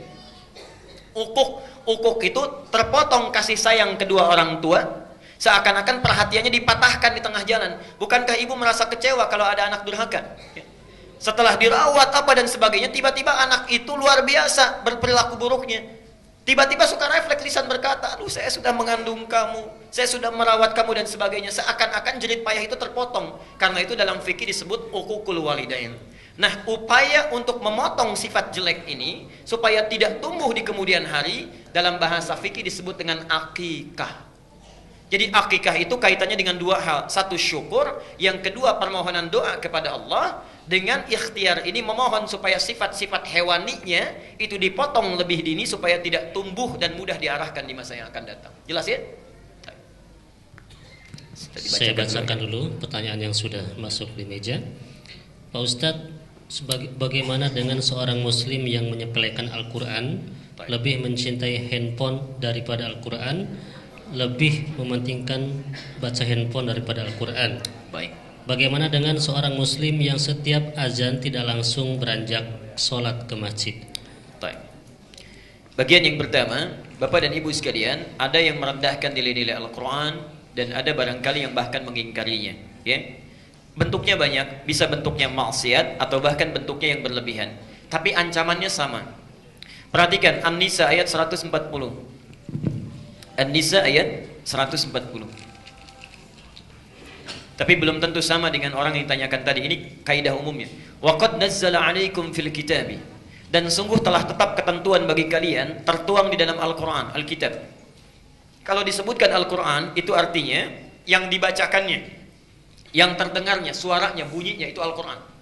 Tapi kalau disebutkan Alkitab, itu kalau sudah tertuang, tertulis, bisa dipegang, bisa dibolak-balik, bisa diamati. Ya, mushaf. Ya, mushaf.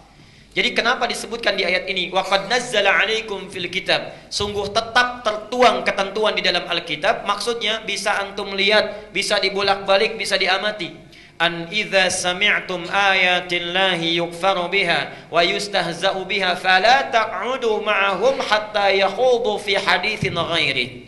Kalau Anda mendengar informasi apapun yang disampaikan atau peristiwa, orang-orang yang mengingkari ayat-ayat Al-Quran atau bahkan melecehkannya. Contoh, kalau mengingkari misalnya Quran menurunkan ayat tentang hijab.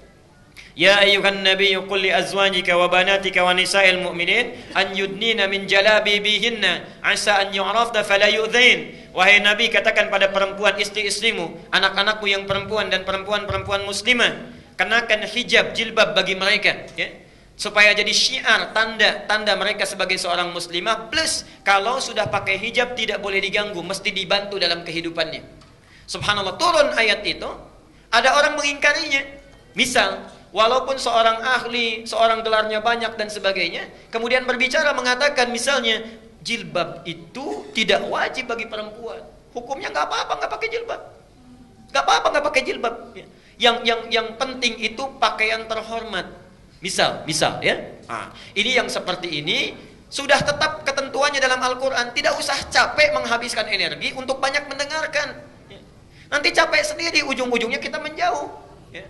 Nah, yang seperti ini tidak jelas. Yang pakaian terhormat yang bagaimana, Pak? Di Bali pakaian minim sudah terhormat. Di Papua pakai koteka itu terhormat. Yang bilang saja belum tentu ke Papua mau pakai koteka itu ya. Itu belum tentu. Nah, karena itu kata Al-Quran, kalau ada orang yang seperti ini atau yang merendahkan, memang tidak mengingkari tapi mengejek.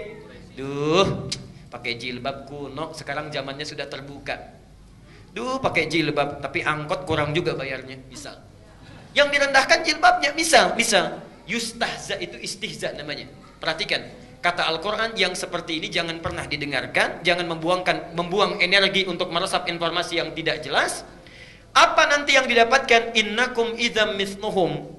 Kalau lama-lama kita mendengarkan kalimatnya, lama-lama malah mendapatkan perilaku seperti mereka. Lama-lama nggak lepas hijabnya, lama-lama hilang girahnya, hilang izzahnya dan sebagainya. Orang seperti ini, perhatikan ancamannya.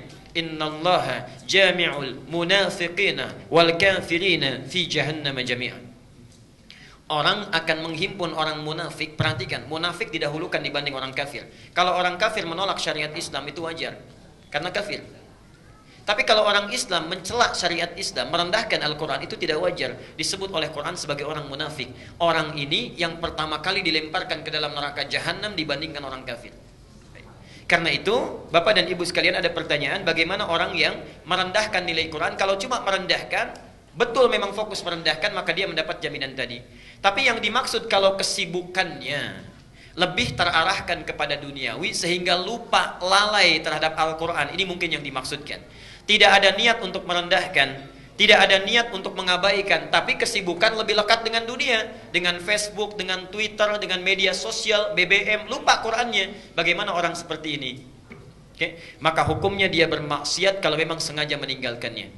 Keadaannya akan gelap, sulit mendapatkan rahmat Allah. Bahkan kalau di rumahnya tidak dibacakan Quran, Nabi mengatakan sifat rumahnya seperti kuburan. Tidak ada jauh bedanya dengan kuburan. Dan orang-orang seperti ini, Quran tidak akan menjadi syafaat bagi dirinya di akhirat nanti.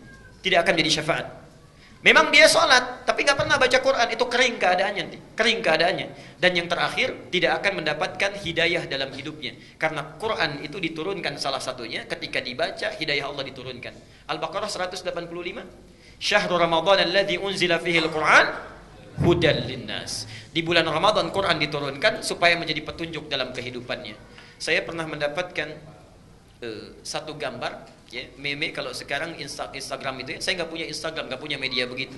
Itu ada orang iseng saja kirim ke handphone saya, ada gambar. Di atasnya itu Facebook, ada Twitter, ada BBM dan sebagainya. Di bawahnya ada Quran, di bawahnya ada kuburan, dilapangkan tempatnya. Kemudian ditulis di bawahnya, orang yang sibuk dengan BB, sibuk dengan Facebook, sibuk dengan Twitter dan tidak pernah baca Quran, itu sakitnya tuh di sini katanya, nunjuk ke kuburan. Ya, iseng.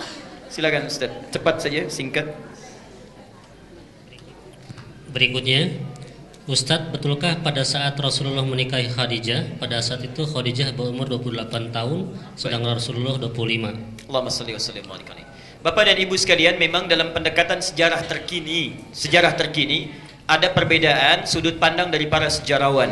Ya, sudut pandang perbedaan dari para sejarawan. Dulu dalam kitab-kitab Turath disebutkan Sayyidah Khadijah ketika menikah dengan Rasulullah sallallahu alaihi wasallam itu usianya 40 tahun, sedangkan Rasulullah usia 25 tahun. Saat itu menikah, Khadijah sudah juga memiliki keturunan dari 2 orang suaminya, okay? Dan uniknya begini, saya perjelas sebentar. Ibu bapak pernah nggak kenal Abu Jahal? Kenal di mana? Tahu ya? Baik. Nanti saya berikan gambaran. Ini ada yang menarik di sini ya. Jadi kalau kita haji atau umrah, mungkin kalau umrah, kalau dari Zamzam itu kita keluar dari Zamzam, misal ini menara Zamzam, kita keluar mau masuk ke pintu King Abdul Aziz misalnya, coba berbelok ke kanan, ya, kurang lebih barangkali 100 meter. Ya. Saat belok sebelum sampai 100 meter itu ada bangunan besar di atasnya, ya, yang tinggi bukit, di atasnya ada istana. Ya, pernah tahu ya, di atasnya ada istana. Itu persis samping Zamzam kalau akan masuk ke Masjidil Haram. Ada bukit besar, di atasnya ada istana, itu disebut dengan Jabal Qubais. Itu tempat memberikan pengumuman bagi orang-orang Quraisy saat itu. Jadi kalau ada informasi penting, peperangan dan sebagainya, orang akan naik ke Jabal Qubais, diumumkan, itu tempat kebesaran. Karena itu istana dibangun di Jabal Qubais untuk memberikan gambaran, ini memberikan simbol kebesaran orang-orang yang memimpin Saudi pada saat ini. Yang menarik begini, persis di bawah Jabal Qubais ada satu tiang lampu. Sampai sekarang masih ada. Itu langsung berbanding lurus dengan Bukit Sofa. Disitulah rumahnya Abu Jahal. Ya. Namanya Amr bin Hisham. Kurang lebih 50 meter dari situ berjalan, ada bangunan rumah warna kuning. Itu rumah Nabi dilahirkan. Rumahnya Rasulullah di situ. Seberangnya di atas Bukit Marwah, keluar dari pintu itu rumahnya Khadijah. Sedangkan bukit dari Marwah yang kesananya Taif sampai ke rumah Nabi, itu tempat dagangannya Sayyidah Khadijah. Nah, Yang ingin saya sampaikan, kenapa kemudian orang ini disebut dengan Abu Jahal, Amr bin Hisham, namanya Amr bin Hisham. Jadi orang ini sangat aneh ya, sangat aneh. Apa yang disampaikan Nabi selalu dia ingkari. Padahal Rasulullah itu jangankan sama kawannya, lawannya pun mengakui keunggulannya, kejujurannya. Perhatikan Abu Sofyan saat menghadap ke Heraklius, ditanya oleh Heraklius, Raja Roma itu, Herakla, apakah orang yang datang mengaku sebagai Nabi ini, orangnya banyak musuhnya? Ya. Orangnya jujur? Ya. Amanah? Ya. Apakah orang ini selalu menyakiti orang lain? Tidak. Jadi semua yang disampaikan walaupun musuhnya mengakui orang ini baik. Cuma satu orang Amr bin Hisham yang tidak mau mengakui apapun yang disampaikan Nabi. Karena itu orang-orang pada saat itu menggelarinya Abu Jahal. Jahal itu bodoh, kalau disandingkan dengan Abu artinya orang yang sangat bodoh. Jadi kalau ada orang bodoh, ini yang paling bodoh. Lawannya aja mengakui, kok orang ini tidak gitu. Kenapa? Ternyata, mohon maaf, dia punya motif. Waktu mudanya dalam satu kisah, tapi perlu diverifikasi, nanti barangkali Ustaz Khalid memperdalam lagi. Jadi saat muda Nabi suka berolahraga, bergulat dengan Amr bin Hisham, dia dikalahkan. Saat kalah cedera, ya, keseleo ototnya, di situ punya hasrat ingin membalas kekalahan itu. Saat itu belum terjadi, nah ini sambungannya. Wafatlah suami dari Khadijah yang kedua, Amr bin Hisham ingin menikahinya. Banyak orang ingin menikah dengan Khadijah. Ketika akan menikahinya melamar, ditolak oleh Khadijah. Beberapa saat setelah itu Rasulullah melamar Khadijah melalui pamannya Abu Thalib. Itu pun permintaan Khadijah. Bertambahlah perasaan tidak sukanya, dendam di situ dengan Nabi. Dari sejak itulah tidak suka apapun yang dikatakan oleh Nabi SAW. Nah, berapa usia pada saat itu? Kalau sejarawan dulu banyak mengatakan 40 tahun. Cuma ada sejarawan kontemporer yang sekarang membuat analisis-analisis. Dikeluarkan usia-usia anak Nabi pada saat Rasulullah itu kemudian menikah, berapa usia anak-anaknya, berapa usia anak yang dilahirkannya, saat menikah dengan Aisyah berapa usia Fatimah, berapa usia sahabat yang lain dan sebagainya. Ketika dianalisis ini dikeluarkanlah angka hitungan 28 tahun. Keluar hitungan itu. Apakah mana yang benar 28 atau 40 tahun? Jawaban yang paling benar wallahu a'lam. Ya, wallahu a'lam. Ya. Apakah 28, apakah 40 tahun? Karena ada kaidah dalam ilmu tarikh, baik yang tercantum di dalam Al-Qur'an ataupun di dalam hadis, kalau di dalam satu peristiwa tidak disebutkan dengan jelas data-datanya, artinya jangan capek mencari data peristiwanya, tapi yang diinginkan mencari hikmah perjalanan hidupnya. Antum nelusuri sampai kiamat kurang 2 hari, berapa lahirnya Khadijah, manfaatnya apa? Nggak ada manfaatnya. Lebih baik diteladani bagaimana cintanya kepada Nabi, bagaimana kasih sayangnya, bagaimana. Buka Al-Bukhari nomor hadis yang kelima. Al-Bukhari nomor hadis yang kelima. Maaf agak panjang sedikit Ustaz Iman karena ini menarik ini. Jadi Rasulullah menerima wahyu di mana? Gua Hira. Satu kali di awal-awal masa Islam, saat ke Gua Hira wahyunya enggak turun, belum turun. Subhanallah, saat turun dari Gua Hira siang bolong, siang-siang, tiba-tiba ada yang manggil, Muhammad, Muhammad. Lihat kanan gak ada orang, kiri gak ada orang. Ke belakang nengok sepenuhnya, karena kalau Nabi dipanggil berbalik itu gak begini. Nabi kalau dipanggil berbalik sepenuhnya. Jadi mulai saat ini yang belajar sunnah Nabi kalau dipanggil itu nengoknya jangan cuma begini, berbalik sepenuhnya. Ketika berbalik gak ada orang, subhanallah. Lihat ke atas, begitu lihat menengok begini Muhammad, tiba-tiba ada sosok jubah putih seperti orang duduk, rambutnya panjang di awal masa Islam. Saya ingin tanya, kalau Pak Johan keluar dari Al-Ihsan ini siang-siang, Pak Johan, kanan nggak ada, kiri nggak ada, belakang nggak ada, di atas ada yang kayak duduk jubah putih, rambut gondrong, apa yang dilakukan? Itu pasti lupa motor itu, lari. Itulah yang terjadi pada Nabi. Lihat redaksi hadisnya. Uniknya, faru'ibtu minhu. Ro'iba itu ketakutan luar biasa sampai bulu kuduk merinding naik. Itu ro'iba. Tapi kalau ketakutan bulu kuduk naik tapi sudah nggak ada kesempatan kabur, dirubah redaksinya dari ro'iba menjadi aujasa. Aujasa, ya. Kalau panjang agak cerita, agak panjang dia, kalau cerita agak panjang. Lihat nanti saja di Adz-Dzariyat Quran surah 51 ayat ke-24. Ini bedanya ro'iba dengan aujasa. Jadi Nabi Ibrahim malam-malam kedatangan tamu Bapak Ibu sekalian. Tamunya bukan 1-2 orang, banyak. Dan hebatnya, mohon maaf, saya ingin tanya dulu sebentar. Kalau kita nanti insya Allah tengah malam kedatangan tamu malam-malam jam 1, Assalamualaikum, Assalamualaikum, dibuka nggak? Itu bedanya kita dengan seorang nabi. Oke, sekarang begini. Taruhlah kita berani untuk melihat, diintip dulu. Begitu dibuka jendela sedikit, kelihatan yang datang agak banyak orang, jubah putih, rambutnya panjang. Dibuka nggak? Tengah malam. Perhatikan hebatnya Nabi Ibrahim. Hal ataka hadithu dhaifi Ibrahim al-mukramin. Pernahkah engkau dengar kisah tentang Nabi Ibrahim dan tamu-tamunya yang dimuliakan itu? Idh dakhalu alaihi, ketika datang bertamu malam-malam hari, faqalu salama, mengatakan assalamualaikum. Apa jawab Nabi Ibrahim? Tidak ada prasangka buruk, dibuka dijawab salam, alaikumsalam. Enggak ditanya bapak dari mana, ada keperluan apa. Dilihat qaumum munkarun, ini orang-orang dari jauh kayaknya capek, lelah, enggak usah banyak ditanya. Dipersilahkan masuk, langsung istirahat. Tidak cukup sampai di situ, saking baiknya. Karena itu disebut dengan Ibrahim, dari kata abun rahim, seorang ayah yang sangat penyayang. Faragha ila ahlihi, datang kepada istrinya Sarah yang sedang ada di dapur, bertanya, "Ma, kita punya menu masakan terbaik apa untuk tamu kita malam ini?" Dikatakan belum ada yang istimewa kecuali lembu itu belum disembelih. Subhanallah. Disembelih dulu, dimasak dulu jadi gulai. Faja'a bi'idlin samin, lalu datang dihidangkan dengan gulai yang sudah di hadapannya itu, kambing muda, maaf sapi muda. Apa yang terjadi? Subhanallah. Qala ala ta'kulun.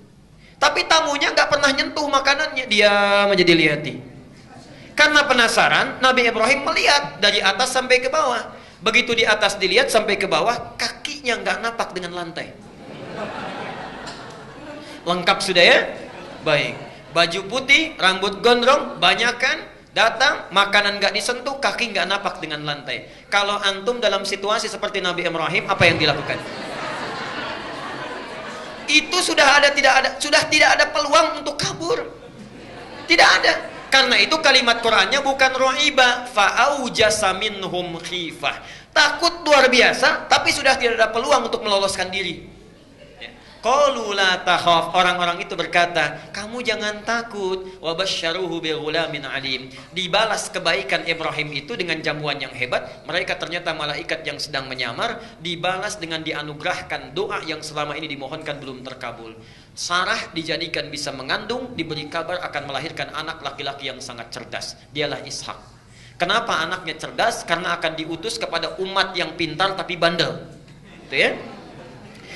Nah, apa hubungan dengan Khadijah? Rasulullah kan tadi gemetar, bulu kuduknya itu naik, merinding, tapi masih punya kesempatan lari. Itu lari, datang kepada istrinya, diketuk pintunya, subhanallah. Begitu dibuka oleh Khadijah, lihat wajahnya, setengah kegelisahannya hilang. Bu, baru melihat wajahnya Khadijah, setengah kegelisahannya hilang. Belum cukup itu, terlihat suaminya gemetar, minta dibawa ke kamar. Sampai ke kamar, dia berkata, Rasulullah berkata, "Zammiluni, tolong selimuti saya, selimuti saya." Diselimuti oleh Khadijah. Saat itu dikatakan, mendengar ucapan Khadijah, hilang semua kegelisahannya. "Duhai suamiku sayang, engkau itu orang baik, selalu menolong orang, tidak pernah memutuskan silaturahim. Tidak ada orang yang akan jahat kepadamu. Yakinlah, saya selalu bersamamu dalam suka ataupun duka." Khadijah mendengar itu tenang, Nabi tentram, hatinya hilang kegelisahannya. Saat itulah turun surah Al-Mudaththir. Ya ayyuhal mudaththir, qum fa'anzir wa rabbaka fakabbir. Jadi kalau ibu ingin mencari tentang Khadijah, jangan dicari tentang hakikat yang tidak tampak, cari keteladanannya. Karena hikmahnya Nabi menikah dengan lebih dari 4 istri. Ternyata semua perempuan yang dinikahi Nabi itu mewakili karakter perempuan di muka bumi ini. Coba ibu cari kira-kira mirip siapa? Apakah Khadijah, Aisyah, Zainab? Kalau Zainab saya kira agak jauh ini ya. Baik. Ummi Kulsum dan sebagainya. Itu ada semua, dari yang paling perhitungan sampai yang paling cemburuan ada. Tapi hebatnya setelah menikah dengan Nabi diarahkan kepada yang positif. Yang perhitungan tadi yang ngitung dunia jadi ngitung akhirat. Yang cemburuan, kecemburuannya diarahkan kepada yang positif. Aisyah sangat cemburu ketika Nabi menyebut-nyebut Khadijah dalam tidurnya. Tapi bukan cemburu yang negatif. Maksudnya Rasulullah, apa sih kebaikan-kebaikan Khadijah yang belum saya teladani? Supaya kalau saya bisa teladani, tidak Khadijah saya yang disebut dalam mimpinya, saya bisa disebut. Itu diantaranya. Ditolong ibu temukan kira-kira mirip siapa. Kalau suami punya masalah pulang ke rumah masih belum selesai masalah, ketika buka pintu, artinya masih jauh dengan Khadijah itu. Berikutnya, mengenai doa dalam sholat, kapan waktu berdoa yang benar? Apakah saat sujud dalam sholat, pada saat salam, setelah salam, dan doa ketika khutbah Jumat, apakah angkat tangan atau tidak? Baik. Yang pertama, doa dalam sholat yang dikabulkan ada 4 keadaan. Ada 4 keadaan dan dalilnya sahih. Yang pertama saat berdiri, hadisnya qudsi bahkan. Saat berdiri, ini jangan main-main dengan ini yang paling hebat ya. Hadisnya qudsi. Saya percepat saja. An Abi Hurairah radhiyallahu anhu qala. Dari Abu Hurairah semoga Allah meridai kepadanya, beliau menyampaikan. Perhatikan, saya langsung kepada matan hadisnya. Idza qala al-'abdu ya, qussimatis shalah baini wa baina 'abdi. Kata Allah, kata Rasulullah, qala Allah azza wa jalla, Allah berfirman dalam hadis qudsi, qussimatis shalah atau qassamtu shalah baini wa baina 'abdi. Saya bagi dalam salat hak dan kewajiban antara aku dengan hambaku. Idza qala al-'abdu, kalau hambaku membaca dalam salatnya alhamdulillahi rabbil alamin, qala Allah azza wa jalla, dijawab oleh Allah, hamadani 'abdi, hambaku sedang memujiku. Wa idza qala al-'abdu ar-rahmanir rahim, kalau hamba kemudian berkata ar-rahmanir rahim, qala Allah azza wa jalla athna 'alayya 'abdi, Allah langsung menjawab, hambaku sedang menyanjungku. Wa idza qala al-'abdu maliki yaumiddin, kalau hambaku berkata maliki yaumiddin, qala Allah azza wa jalla majjadani 'abdi, Allah langsung merespon, hambaku sedang mengagungkanku. Perhatikan betul kalimatnya.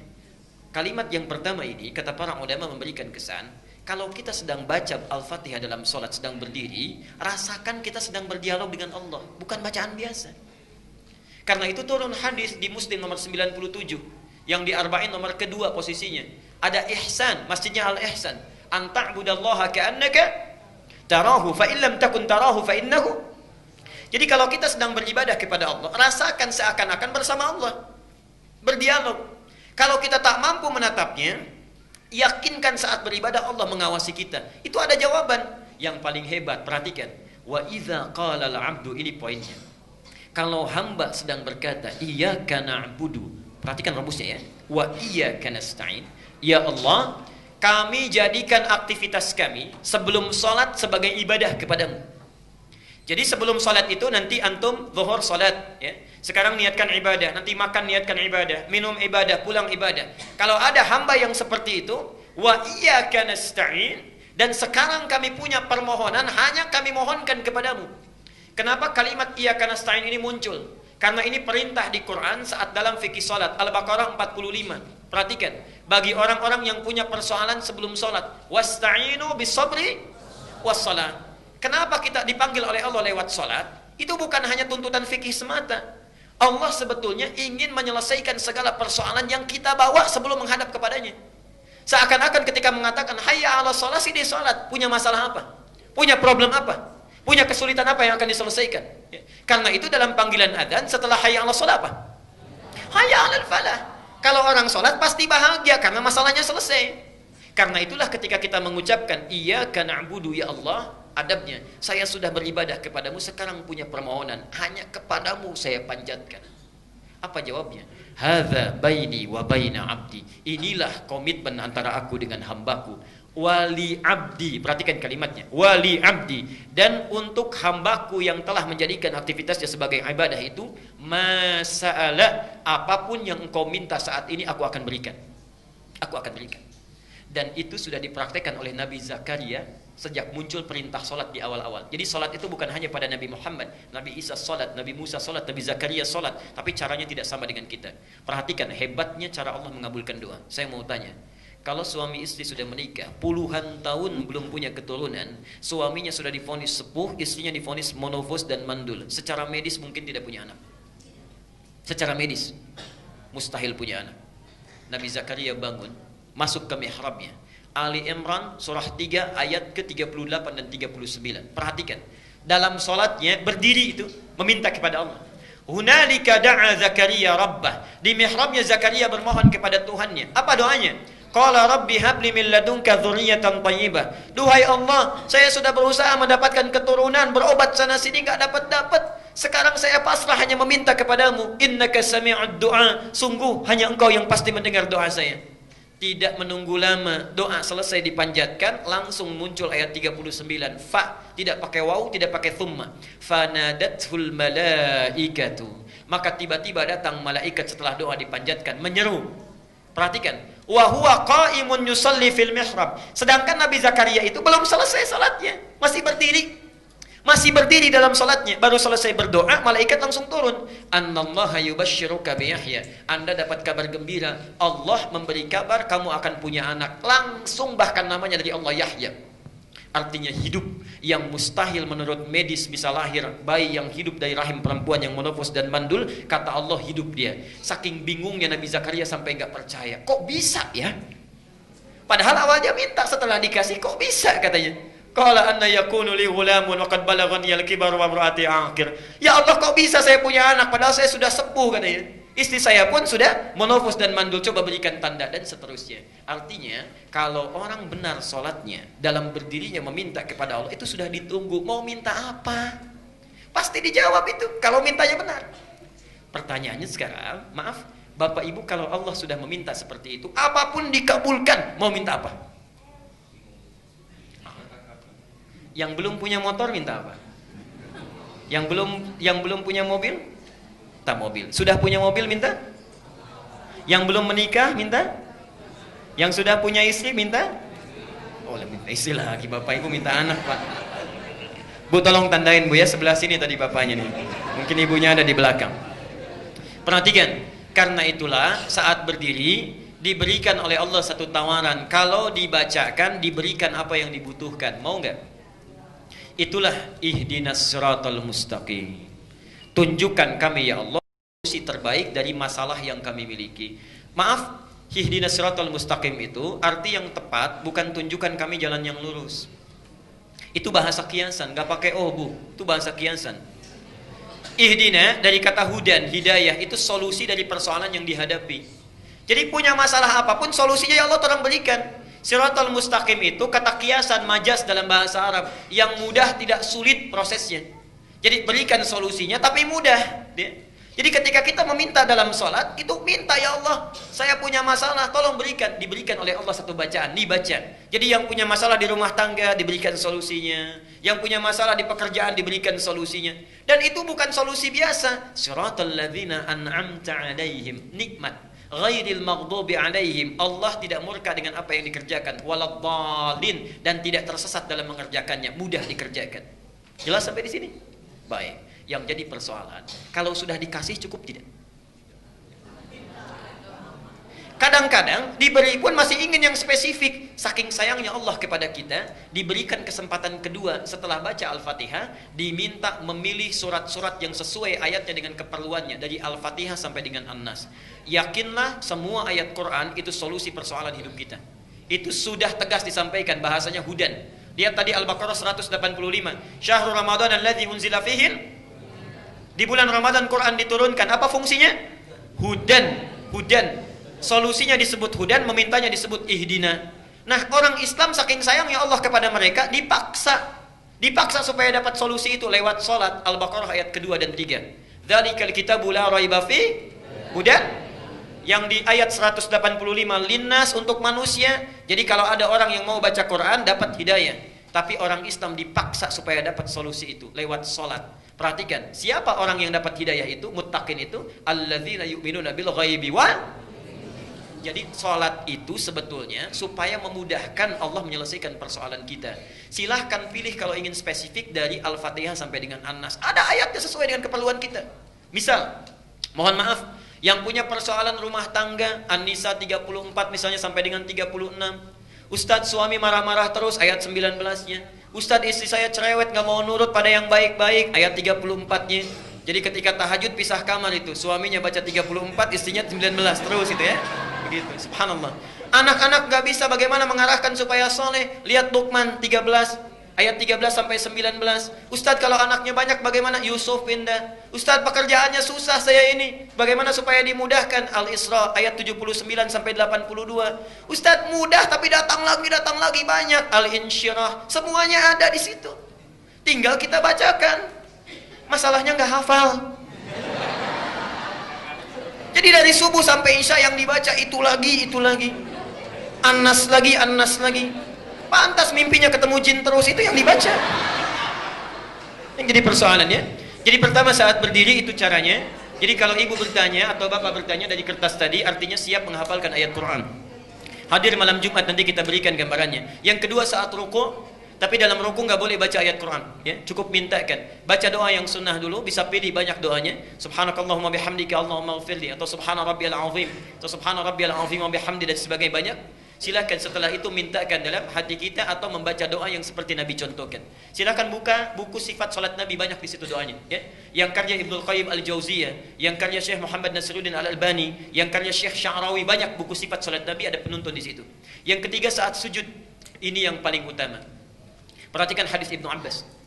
Innama aqrabul 'abdi min rabbih wa huwa sajidun fa'aktsirud du'a. Tidak ada keadaan paling dekat antara hamba dengan Tuhannya kecuali saat sujud. Karena itu perbanyak doa saat sujud. Bukan hanya sujud yang terakhir, tapi dalam setiap sujud, ya.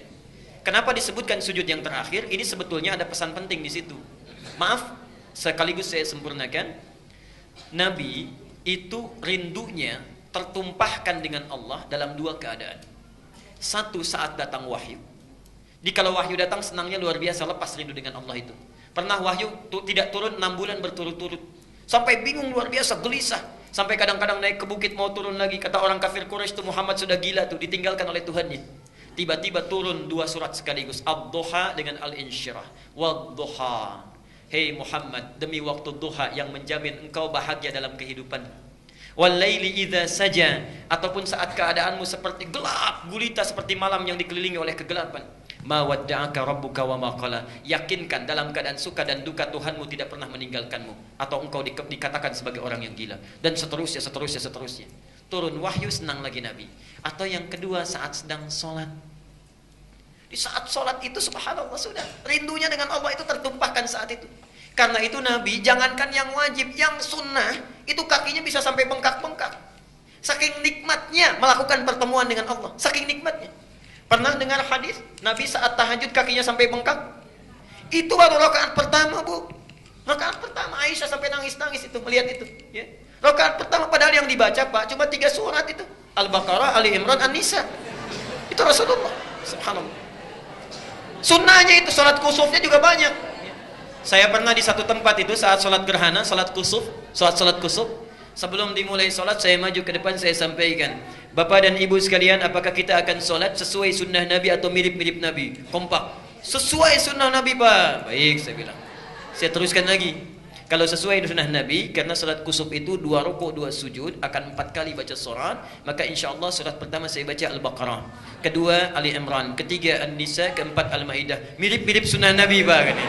Ada lain tuh, ya. Itu Nabi. Jadi jangankan yang wajib, yang sunnahnya pun dikerjakan dengan luar biasa. Subhanallah. Para ibu sekalian, apa yang terjadi? Karena itulah dalam sujud yang terakhirnya, kenapa lebih panjang? Karena sulit lagi menantikan pertemuan dengan Allah, walaupun waktu yang ditunggu cukup singkat. Kalau orang sedang dirundung cinta, rindunya luar biasa, menunggu 5 menit saja bagaikan 5 hari. Karena itulah di sujud yang terakhir itu panjang. Kalau orang khusyuk sholatnya, merasakan kenikmatan dengan Allah, itu subhanallah, setiap sujud itu walaupun yang dibaca cuma 1 kalimat, panjangnya luar biasa.